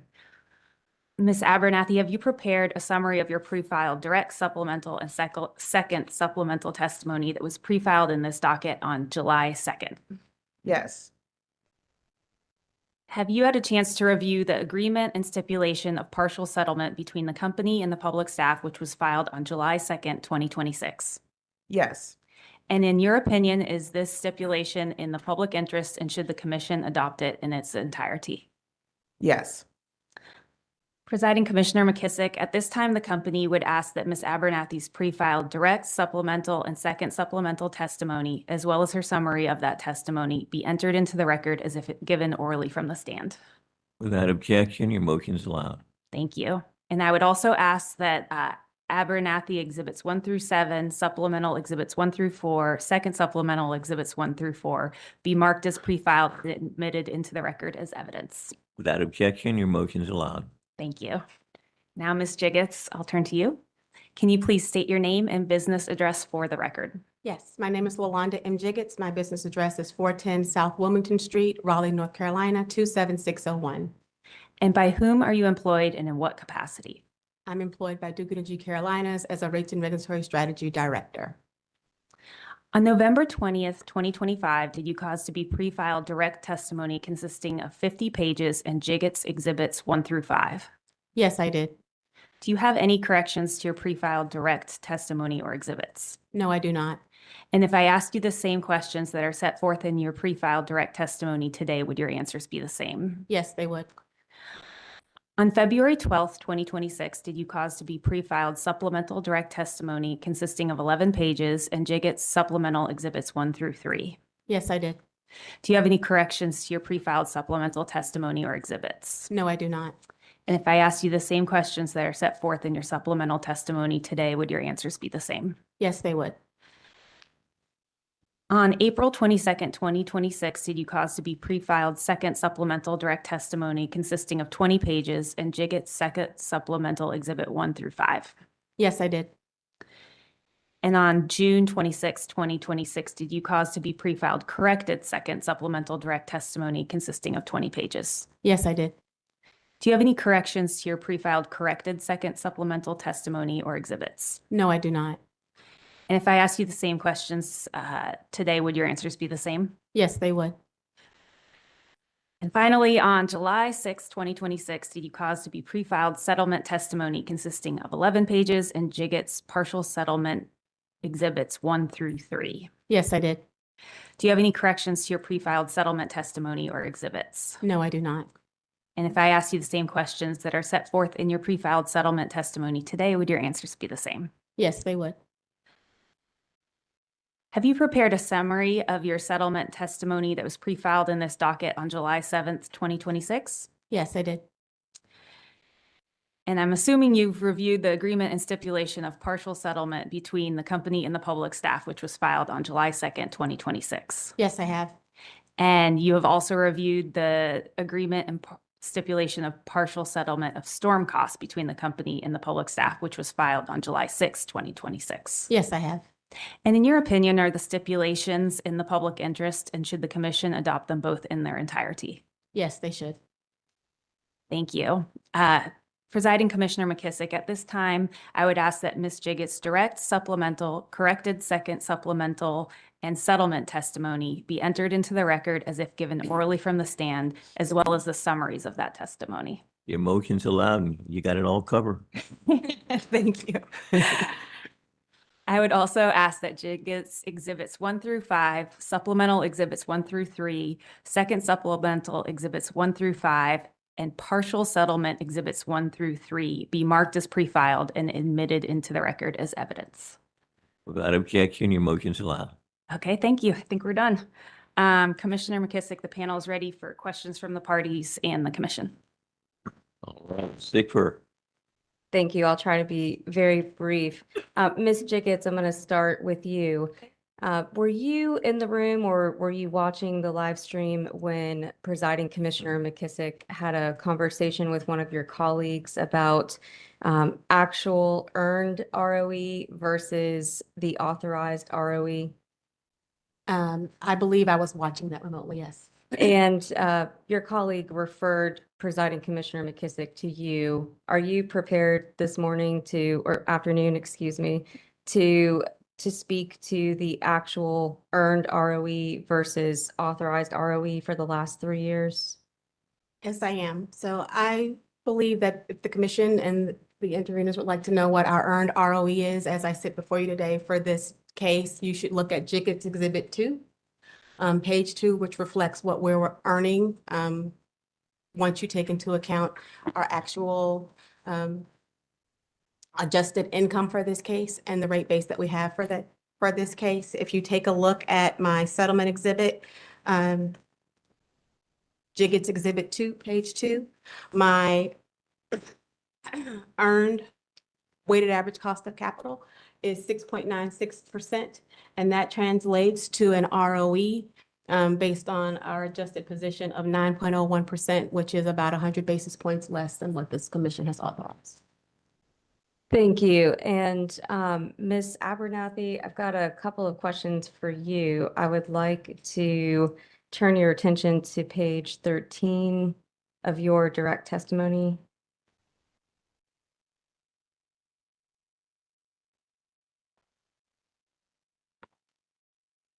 Okay, I'm there. The question that you are responding to in your direct is, please describe the 4% revenue increase cap for rate year 2. Is that right? Yes. And you respond that pursuant to North Carolina General Statute, Section 62-133.16 C1A, the base rate increases for rate year 2 shall not exceed 4% of the North Carolina retail jurisdictional revenue requirement that is used to fix rates in rate year 1. And I'm going to leave the rest off because it's not relevant to my question, but is that what you state here in your first 3 lines? Yes. Okay. And so I know that the company has proposed a 2-year MYRP. Had the company proposed a 3-year MYRP, would rate year 3 also have been subject to this 4% cap?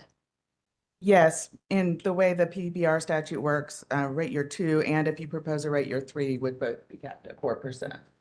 And so because the company has not proposed a 3-year MYRP, but instead a 2-year MYRP, it's true, is it not, that if the company files another rate case, what would have been that 3rd rate year is now potentially an uncapped requested rate increase?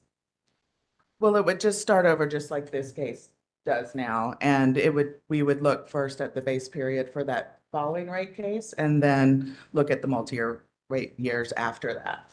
And so you agree with me that under the proposed MYRP framework, rate year 1 is not capped by statute at what the company can request in terms of an increase to the revenue requirement? That's right. The statutory cap is only for rate years 2 and 3 if proposed. Thank you. Nothing further. Thank you. CUCA? Waiving? Thank you. That would bring us to Environmental Defense Fund.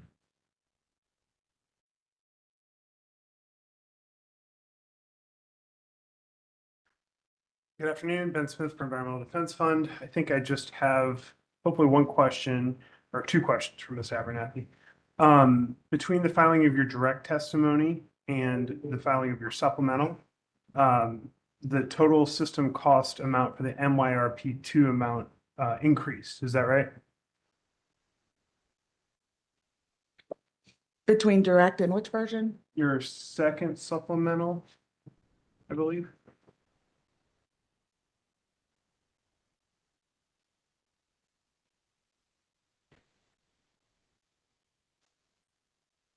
Are you talking about the cost for the MYRP2 projects? Yes, ma'am. Okay. So from second supplemental to, From direct until your second Oh, okay. supplemental, did that number increase? no, the number decreased And, at a system level. okay, In my direct testimony, we proposed total MYRP2 capital cost of 5.9 billion. And in my second supplemental, it is 5.79 or 5.8. Oh, okay. I think I see the difference here. And what was the cause of that decrease? The primary cause was between the direct filing and then our first supplemental. We have an opportunity to do a supplemental update of the MYRP projects. So there was a change that happened there. And then that was mainly the changes that we updated our supplemental, our MYRP2 projects in that supplemental update. And some of the operations witness can explain, but some projects came out of that request and some of the estimates changed. So overall, it was a net decrease. No further questions. Thank you. North Carolina Justice Center et al.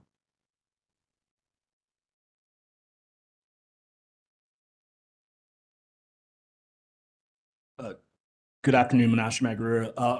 We'll waive cross, but reserve the right to ask questions on commissioner questions. Okay, thank you. NCSEA.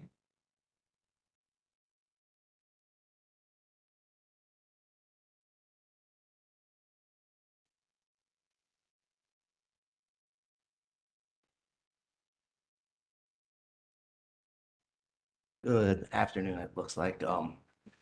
Ethan Blumenthal on behalf of NCSEA. Hopefully just a few questions here, move things along.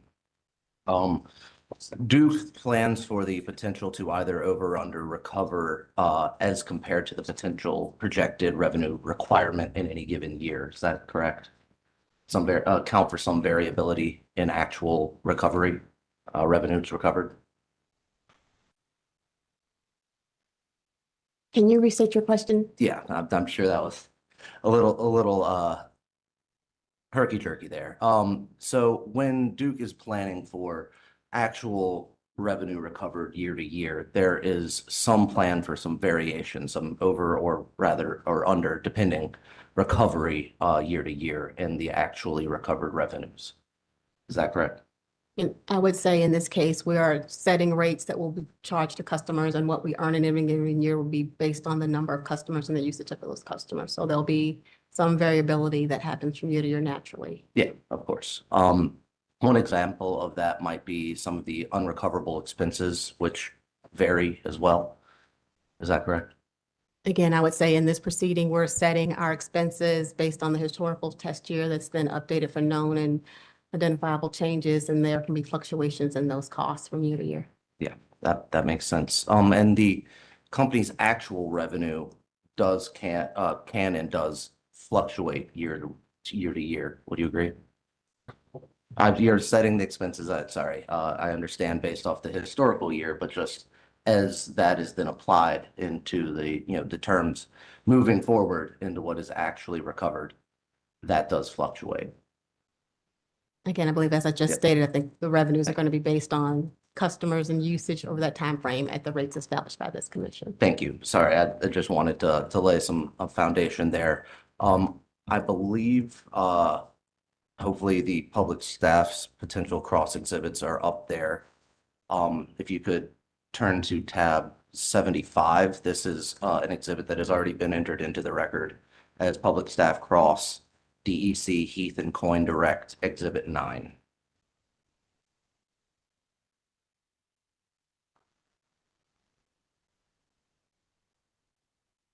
I'm sorry, could you give the number of the potential cross exhibit again? Yeah, Thank you. potential cross exhibit 75, I believe it is. Okay, thank you. Yeah. Thank you.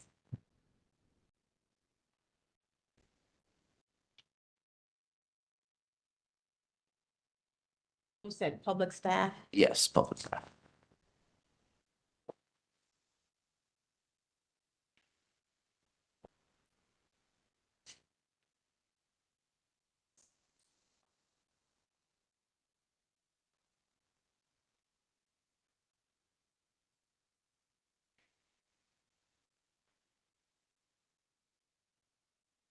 Thank you.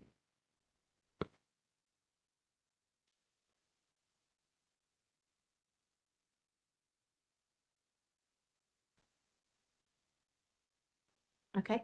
You're there. And this is the DEC's response to the public staff data request 197-47. Is that correct? Hopefully I Yes. got the right thing. Yeah, great.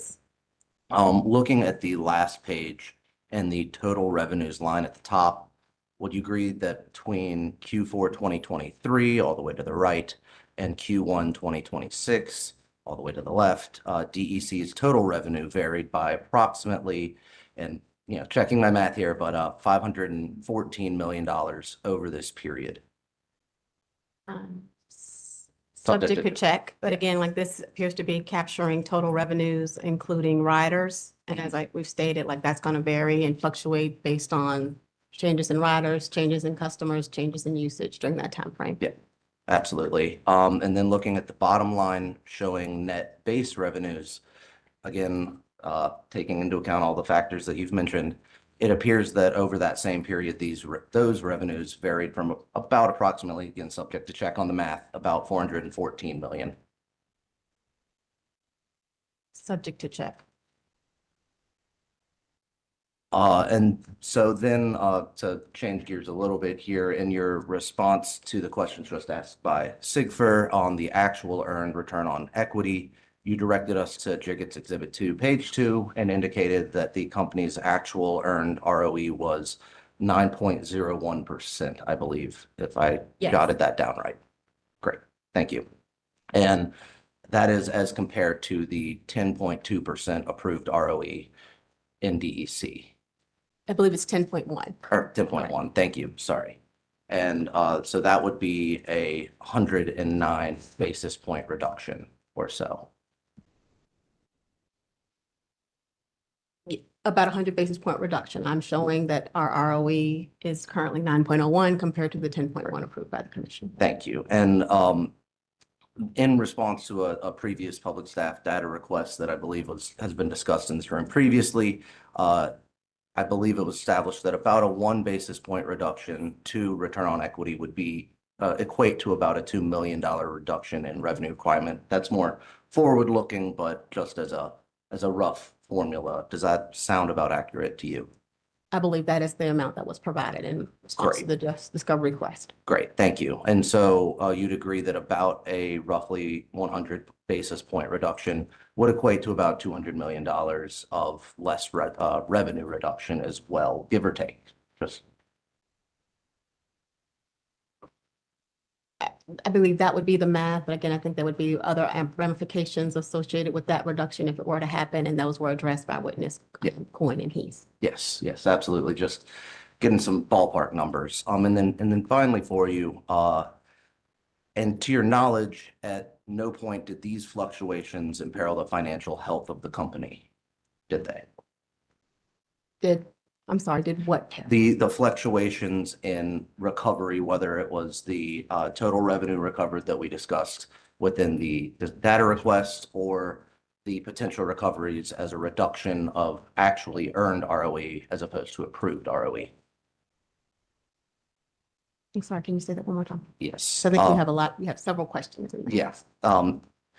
Taking some of the conversation that we just had regarding the actually earned ROE versus what was approved, and then also similarly the revenues that can fluctuate. At any point, did those actually earned revenues, the fluctuations to those, did they imperil the health of the company?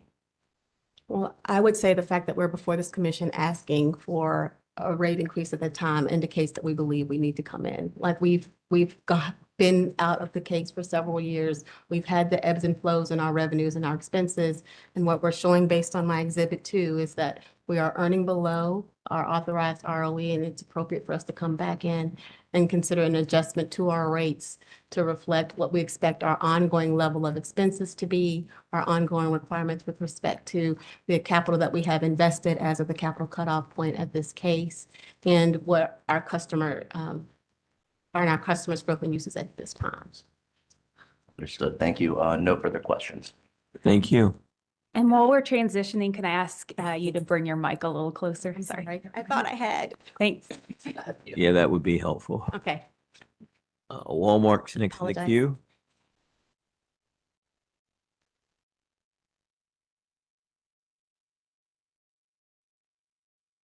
Your Honor, do you mind if I approach the witnesses? Go right ahead. Thank you. My computer's going on my notes. Okay. I think all of my questions are follow-up to some of the questions, Ms. Jiggets, that you've already been asked. Okay. And I would like to start with, you referred at Ms. Kress to, when it came to your earned ROE, you referred her to Exhibit 2 of your partial settlement testimony. And it looked like you went to page 1 of 20. Can we go back there? Yes. Okay. So as I look at line 14 of this particular document, there are rates of return on North Carolina. There are 3 rates of return on North Carolina retail rate base: 7.74%, Correct. 6.92%, and 7.69%. Do you agree? Yes, I agree. And you indicated in response to Ms. Kress that the 6.92% is the correct one to look at.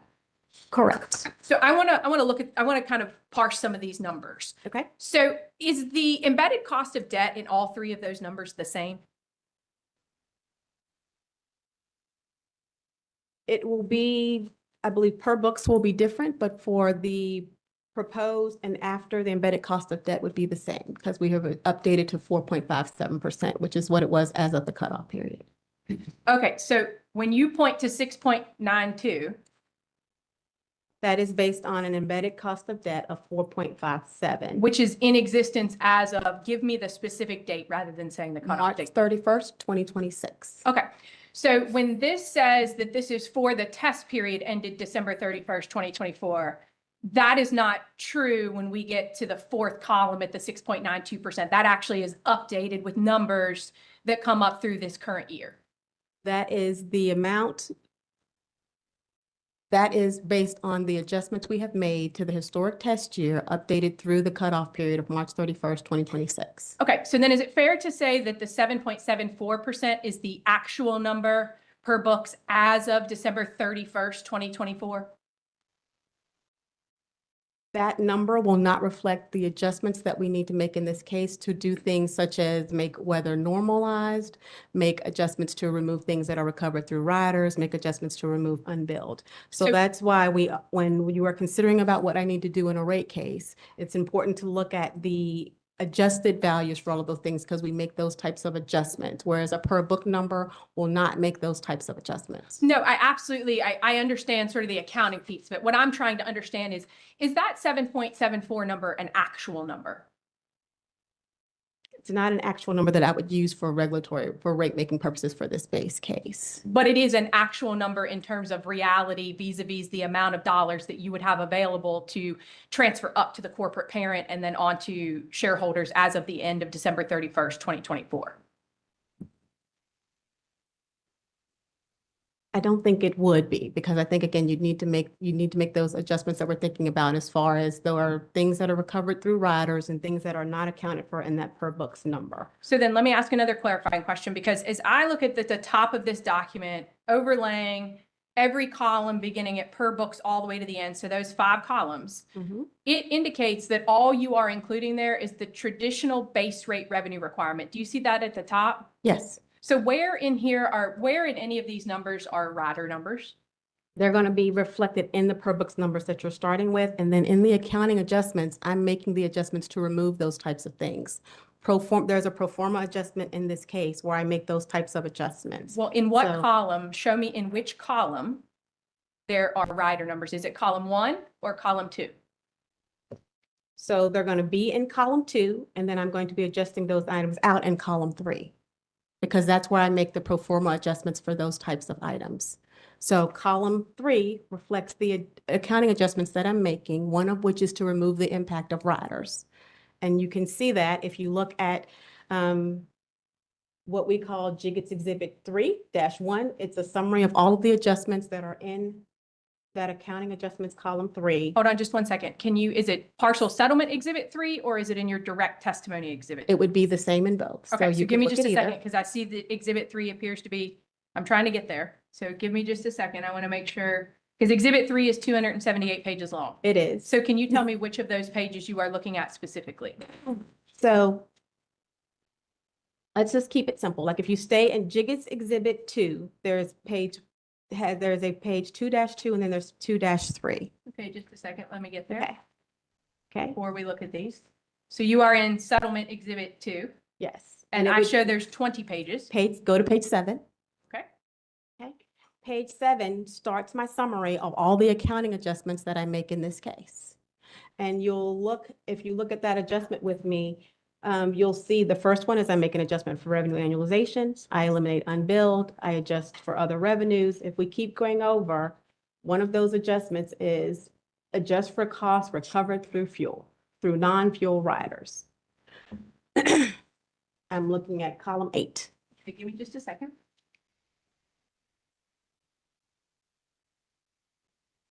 Okay, and so you make a net adjustment. Is it the top line number of other revenue, the 50, 100, or is it tell me which number where you ultimately get to? So in that adjustment, what I'm doing, I'm removing revenues that are flowing through those riders, and I would also be removing any costs that would flow through those riders as well. I want to remove anything that is recovered through a rider from my calculations. Okay, so let's go back up to your exhibit to page 1 of 20. Okay. And where I guess I'm confused is if you look at column 1, it lists the initial cost of base rates as, is that 33 billion or is it 30? That would be 33 billion. That would be for. And then it goes in column 2, that number goes down to 22 billion. It does. But where I'm confused is that column specifically says in column 2, the heading of that is the traditional base rate revenue requirement. So I understand you have to make like weather normalization adjustments, but I guess I'm trying to then see if you made accounting adjustments on 3.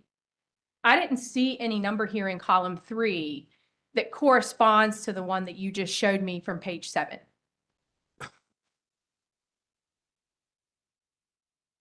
In terms of what? Like, because I am Where the adjusting. riders were. So I would have to go back and look and see like some of the accounting adjustments. If we look at that same exhibit, to the extent I'm making adjustments to rate base, they're going to be reflected in that same exhibit that we just looked at. The top portion is income statement. The bottom portion is going to be balance sheet impacts or rate base impacts. And let me get there. Well, and let me just throw another wrench into this. I have handed you what are Walmart's pre-marked exhibits.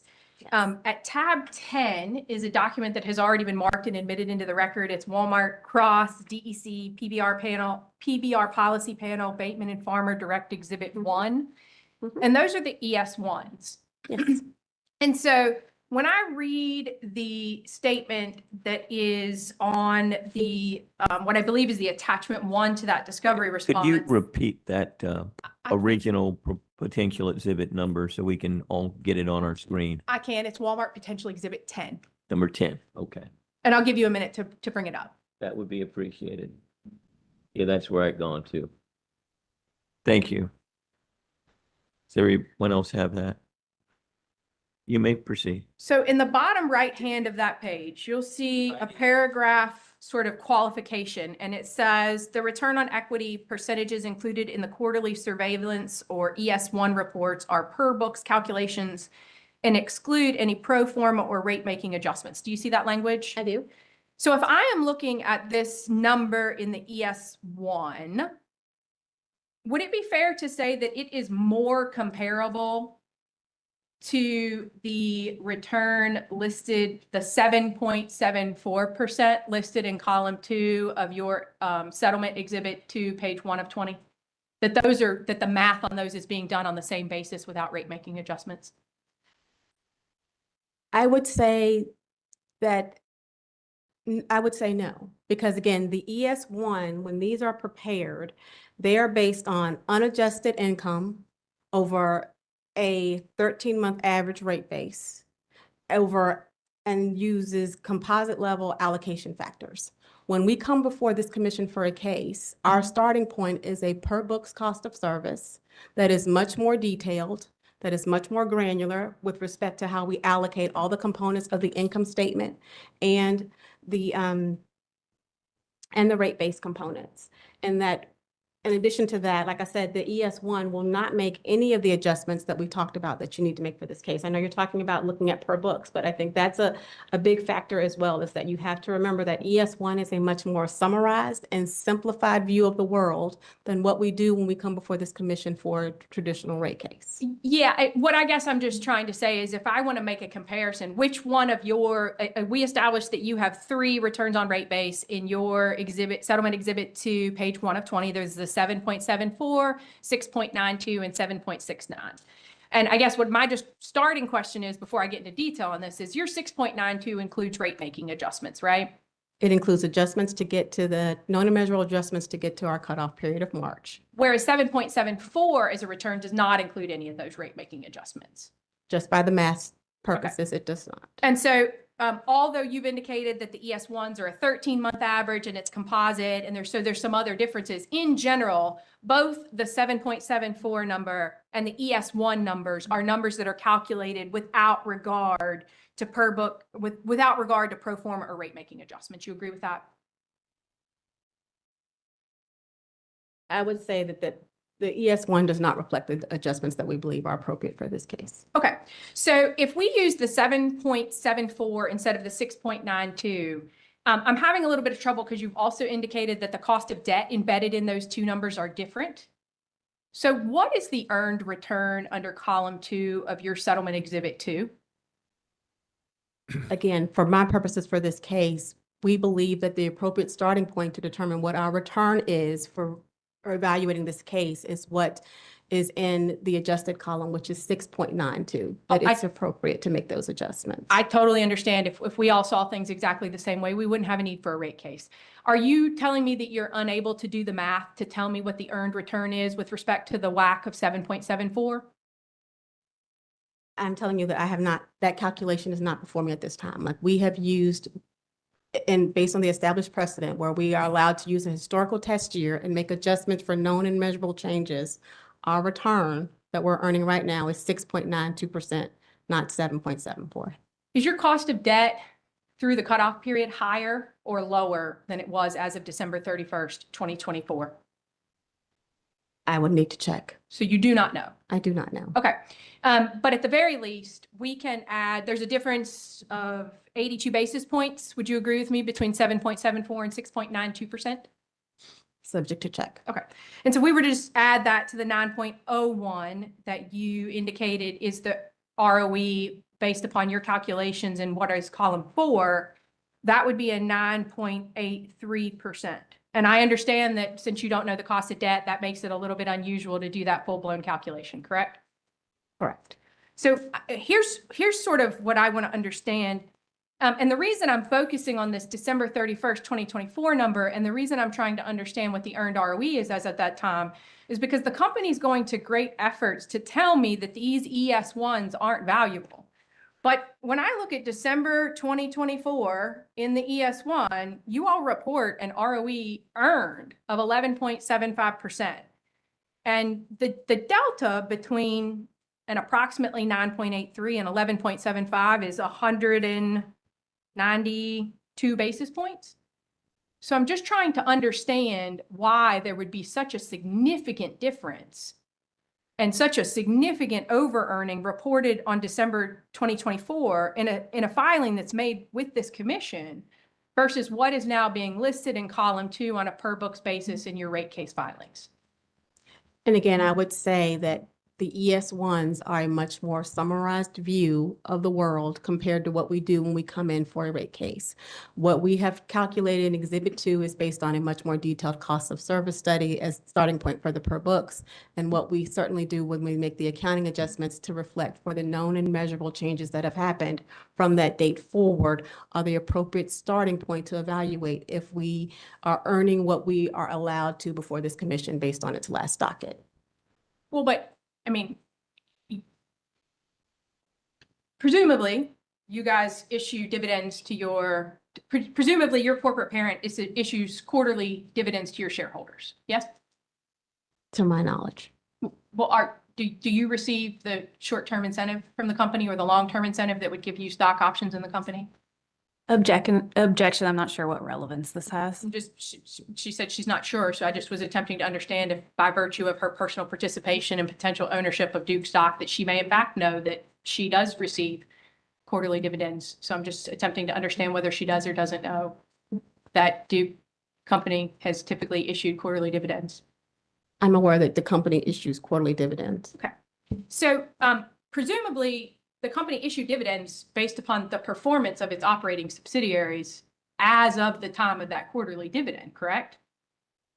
Again, like when we issue the dividends and all the basis that goes into them, those are things that are outside of my purview. I can agree that I believe Mr. Heath indicated that we have paid dividends quarterly for quite some time. Well, I guess I'm just trying to understand, what is the more accurate time frame to determine whether or not the company made a profit? At the time it issued a dividend based upon the profit at that time? Or, for example, the rate making adjustments that have been made 18 months later when exhibits like this are produced? And again, I would say currently when we come before this case, I have to demonstrate if we are meeting our required returns as allowed by this commission. The exhibits I put forth, I think, support that we are not currently earning what has been authorized by this commission. What happens at the parent level above North Carolina, DEC, specifically North Carolina Retail, which is what I'm representing in this case, I don't have purview for that. I can't control when that happens. But looking at what this commission charges us to put before them, as far as if I am earning what is allowed before them, my calculations support that we're not. And you agree with me that in this case, the company is seeking sort of what I would call two categories of rate increases, right? There's the traditional base rate increase, and then there is the PBR multi-year rate plan increase, right? Correct. And so in the company's prior rate case, PBR 1, they put forward certain investments and they were recovered through the PBR process, right? Correct. And then separate from that process, the company separately invested nearly double the amount awarded in PBR 1 on what are traditional base rate investments, right? So now that they're used and useful, you have the right to seek recovery of those, correct? In this case, I am updating rate base for all investments that have gone in service from the last rate case. And so let me ask a question. Was it approximately $4 billion in investments that were made outside of PBR in between the last rate case and now? I am not sure of that amount. I can confirm that. It's approximately $4 billion. Thank you. I appreciate it. I didn't think I had a single question for you, but and so would the effect of that $4 billion reduce the company's earned return? Increases in rate base impacts the returns that we are seeing in this case. Okay, so had the only investments that had been made in PBR 1 been the projects that had been approved, the company's earned ROE would be much higher. Say that one more time, please. If the only investments in rates base that had been made over the course of PBR 1, if the only investments made were the MYRP1 approved projects, and the company had not separately invested traditional base rate investments, the company's earned return would have been higher. Mathematically speaking, if rate base is lower, then the return is going to be a little bit higher.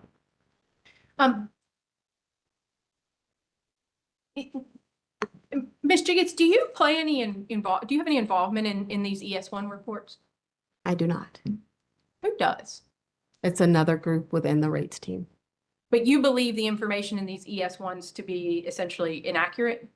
What I believe is that the ES1s, as they are currently reflected and prepared based on the guidance in North Carolina, are not the best barometer of if the company is earning what is truly allowed for the commission, because it does not take into consideration all of the adjustments that we make for in a case. When we come before this commission, we're trying to establish what rates are going to be on a going forward basis, and that takes into consideration not only what our expenses were for the historic test year, but also what I think those expenses will be on a going forward basis. I'm removing things such as riders, which they do not do in the ES1. I'm adjusting for things like weather normalization, which they do not do in the ES1.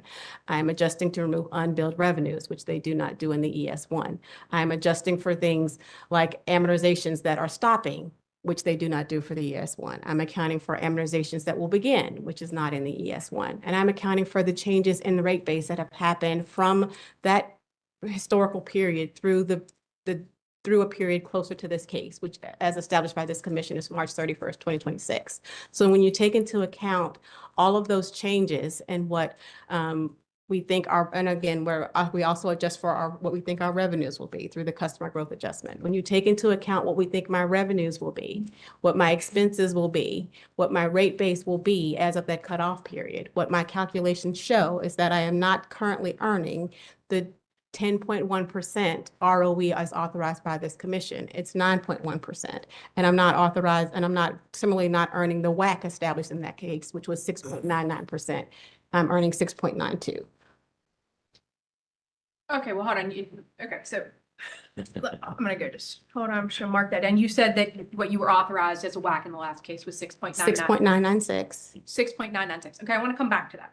But you are aware as a result of the last DEC and DEP rate cases that there were questions about this ES1 and its calculation, correct? I am aware. And is there anything that would have prohibited the company when filing these quarterly ES1s that were filed after the last rate case from saying, you know what, commission, you've told us how to file these. It's very prescriptive.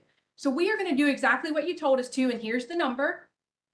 But we don't think it's giving you a full picture. So here's an alternative calculation that we think is more accurate. Is there a reason that that's not being done?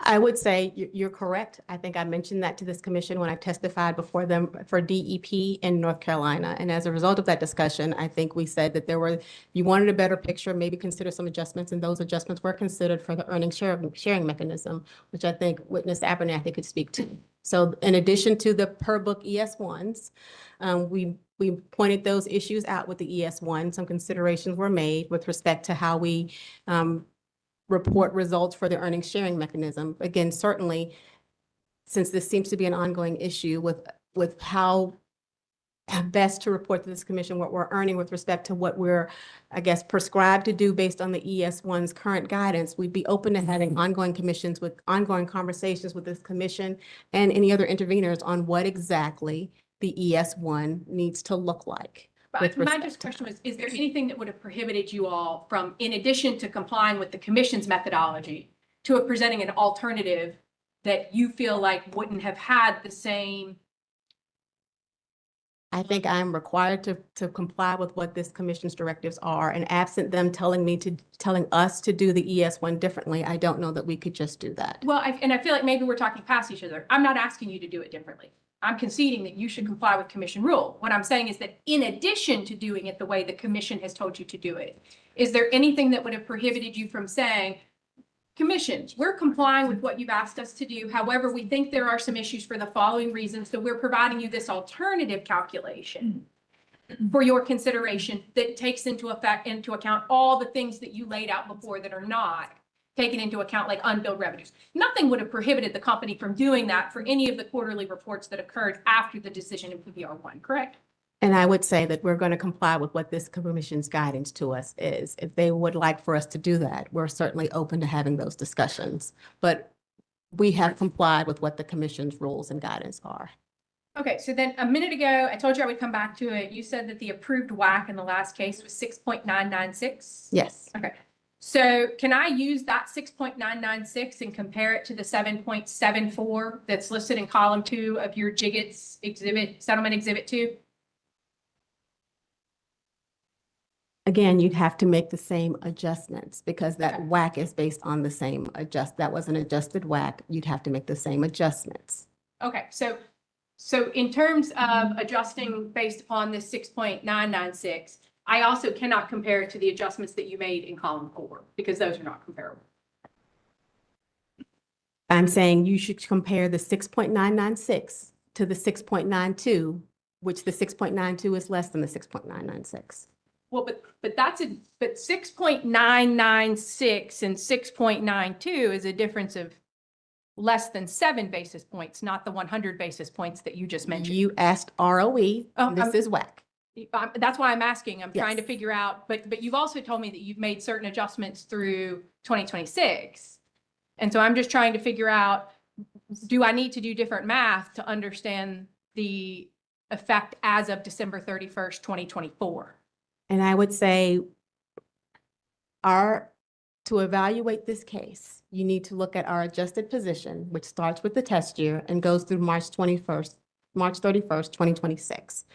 My WAC, when you factor in those adjustments, is 6.92, which is less than the authorized WAC for this commission of 6.996. That 6.92 WAC equates to, from page 1 of 20, from my exhibit to page 1, equates to, when you look at it, the ROE of 9.1, which is on page 4, or Jiggets Exhibit 2, page 2. The 6.96. I'm sorry, can you walk me through what pages, what you said page 4, then page 2, so I'm trying to I'm figure out where sorry. you came I from. was trying to give you both page numbers. So page 1 of 20, that is Jiggets Settlement Exhibit 2.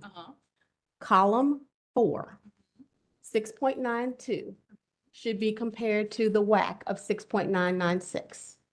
But part of what you also told me when you calculated that 6.92 is that you updated your cost of debt through March 31st, 2026, correct? Yes. But you would have been awarded a WAC as of PBR1 based upon your cost of debt in existence at that time, correct? Correct, but So- we are comparing. Well, hold on. I understand you're comparing. I'm trying to compare something different. And that's where we are getting crossways, is you're trying to move to the adjustments you're making for purposes of your ask. And I'm trying to better understand how to compare these various numbers that you're throwing out. And I feel like you're comparing them in a different way than I am. And I feel like that's where we're getting crossways. May I intercede at one point here? I know you'd reserved 10 minutes for cross, and you've gone I have, Your Honor. I agree. greatly in excess of 20. And I know that I had indicated on Monday, we'd be ending our hearing on Friday at 1:30. I appreciate that, Your Honor. So do you have one or two questions left, or where do we stand at this time? Yeah, I mean, Your Honor, I am trying to wrap this up, but I am also just trying to understand. And so I keep asking questions to understand. And then, because I'm just trying to understand a very clear indication of like where these numbers come from. And then she's adjusting it 18 months later. So I had 10 minutes, but I'm also trying to get through the I different. understand the testimony you're seeking to elicit. I think she's doing the best of her capacity to respond to them and to put her explanations in context in terms of how the computations are made.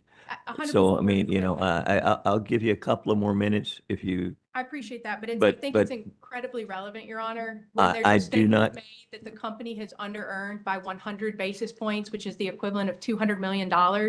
I think really teasing out those numbers to understand the veracity and the truth of that is incredibly important, because ROE is one of the biggest issues before this commission. So Commissioner McKissick, I would object to the testimony that Ms. Grunman's giving. Yeah, your objection is sustained. I'll tell you what we're gonna do. We're gonna go ahead. I promised that we would end today at 1:30. We will resume the hearing on Monday. I believe I indicated originally it would be 1:30 in the afternoon on Monday. That is the time that we will begin. You can continue your examination at that time. Please try to keep it as succinct and limited as possible. Directed specifically to the issues that you want and seek clarity upon for purposes of the record.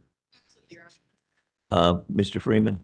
I believe that after this panel, can Duke tell us who's next up after this panel? I think this is the last panel. I thought you were going to take someone out of order, but that's what I just wanted to get some clarity on. We're still assessing that potential, seeing if parties will offer reasonable accommodations see. to us, but we hadn't done any. This is the last panel for direct that's been identified. Correct. So unless there is someone taken out of order, then this would conclude the direct testimony provided by Duke's witnesses, according to the schedule that I see. That's correct. And we have not formally requested change. We're working with parties to assess whether a reasonable accommodation is needed, but have nothing to propose Yeah. to the commission stuff. And I want to provide adequate opportunity to propound the questions that are relevant to the issues that are before us for consideration. I guess don't want this to go on for some lengthy period when we get back here on Monday, though. I understand, Your Honor. All right. Thank you. We're hereby adjourned for today. I hope you have a wonderful weekend. I think it's important to keep a work-life balance. So hopefully you guys can get back and take care of things at your office or things that you were unable to attend to for the last 5 days. I'm sorry. Yes. Presiding Commissioner McKissick, one more item, just, Mr. Yes. Durack, is it possible for the companies to let the parties know today if the large load panel is going to be taken out of order, in which case that will impact, I'm sure, everyone's preparation over the weekend? I would concur with that. If that's going to happen, it would be good to provide that information later today. We will. We're juggling a lot of schedule options. Most parties have indicated a willingness to adjust around it. We're still sorting through all the responses we received to assess what's possible, and so we will confirm as best we can by the end of the day for all parties in the commission. That would be appreciated. And I know, of course, public staff has their equivalent. That's right. We've always accommodated everyone's request, and we know that okay, parties will do the same for us. Thank you all. Have a great Thank you. weekend. Thank you.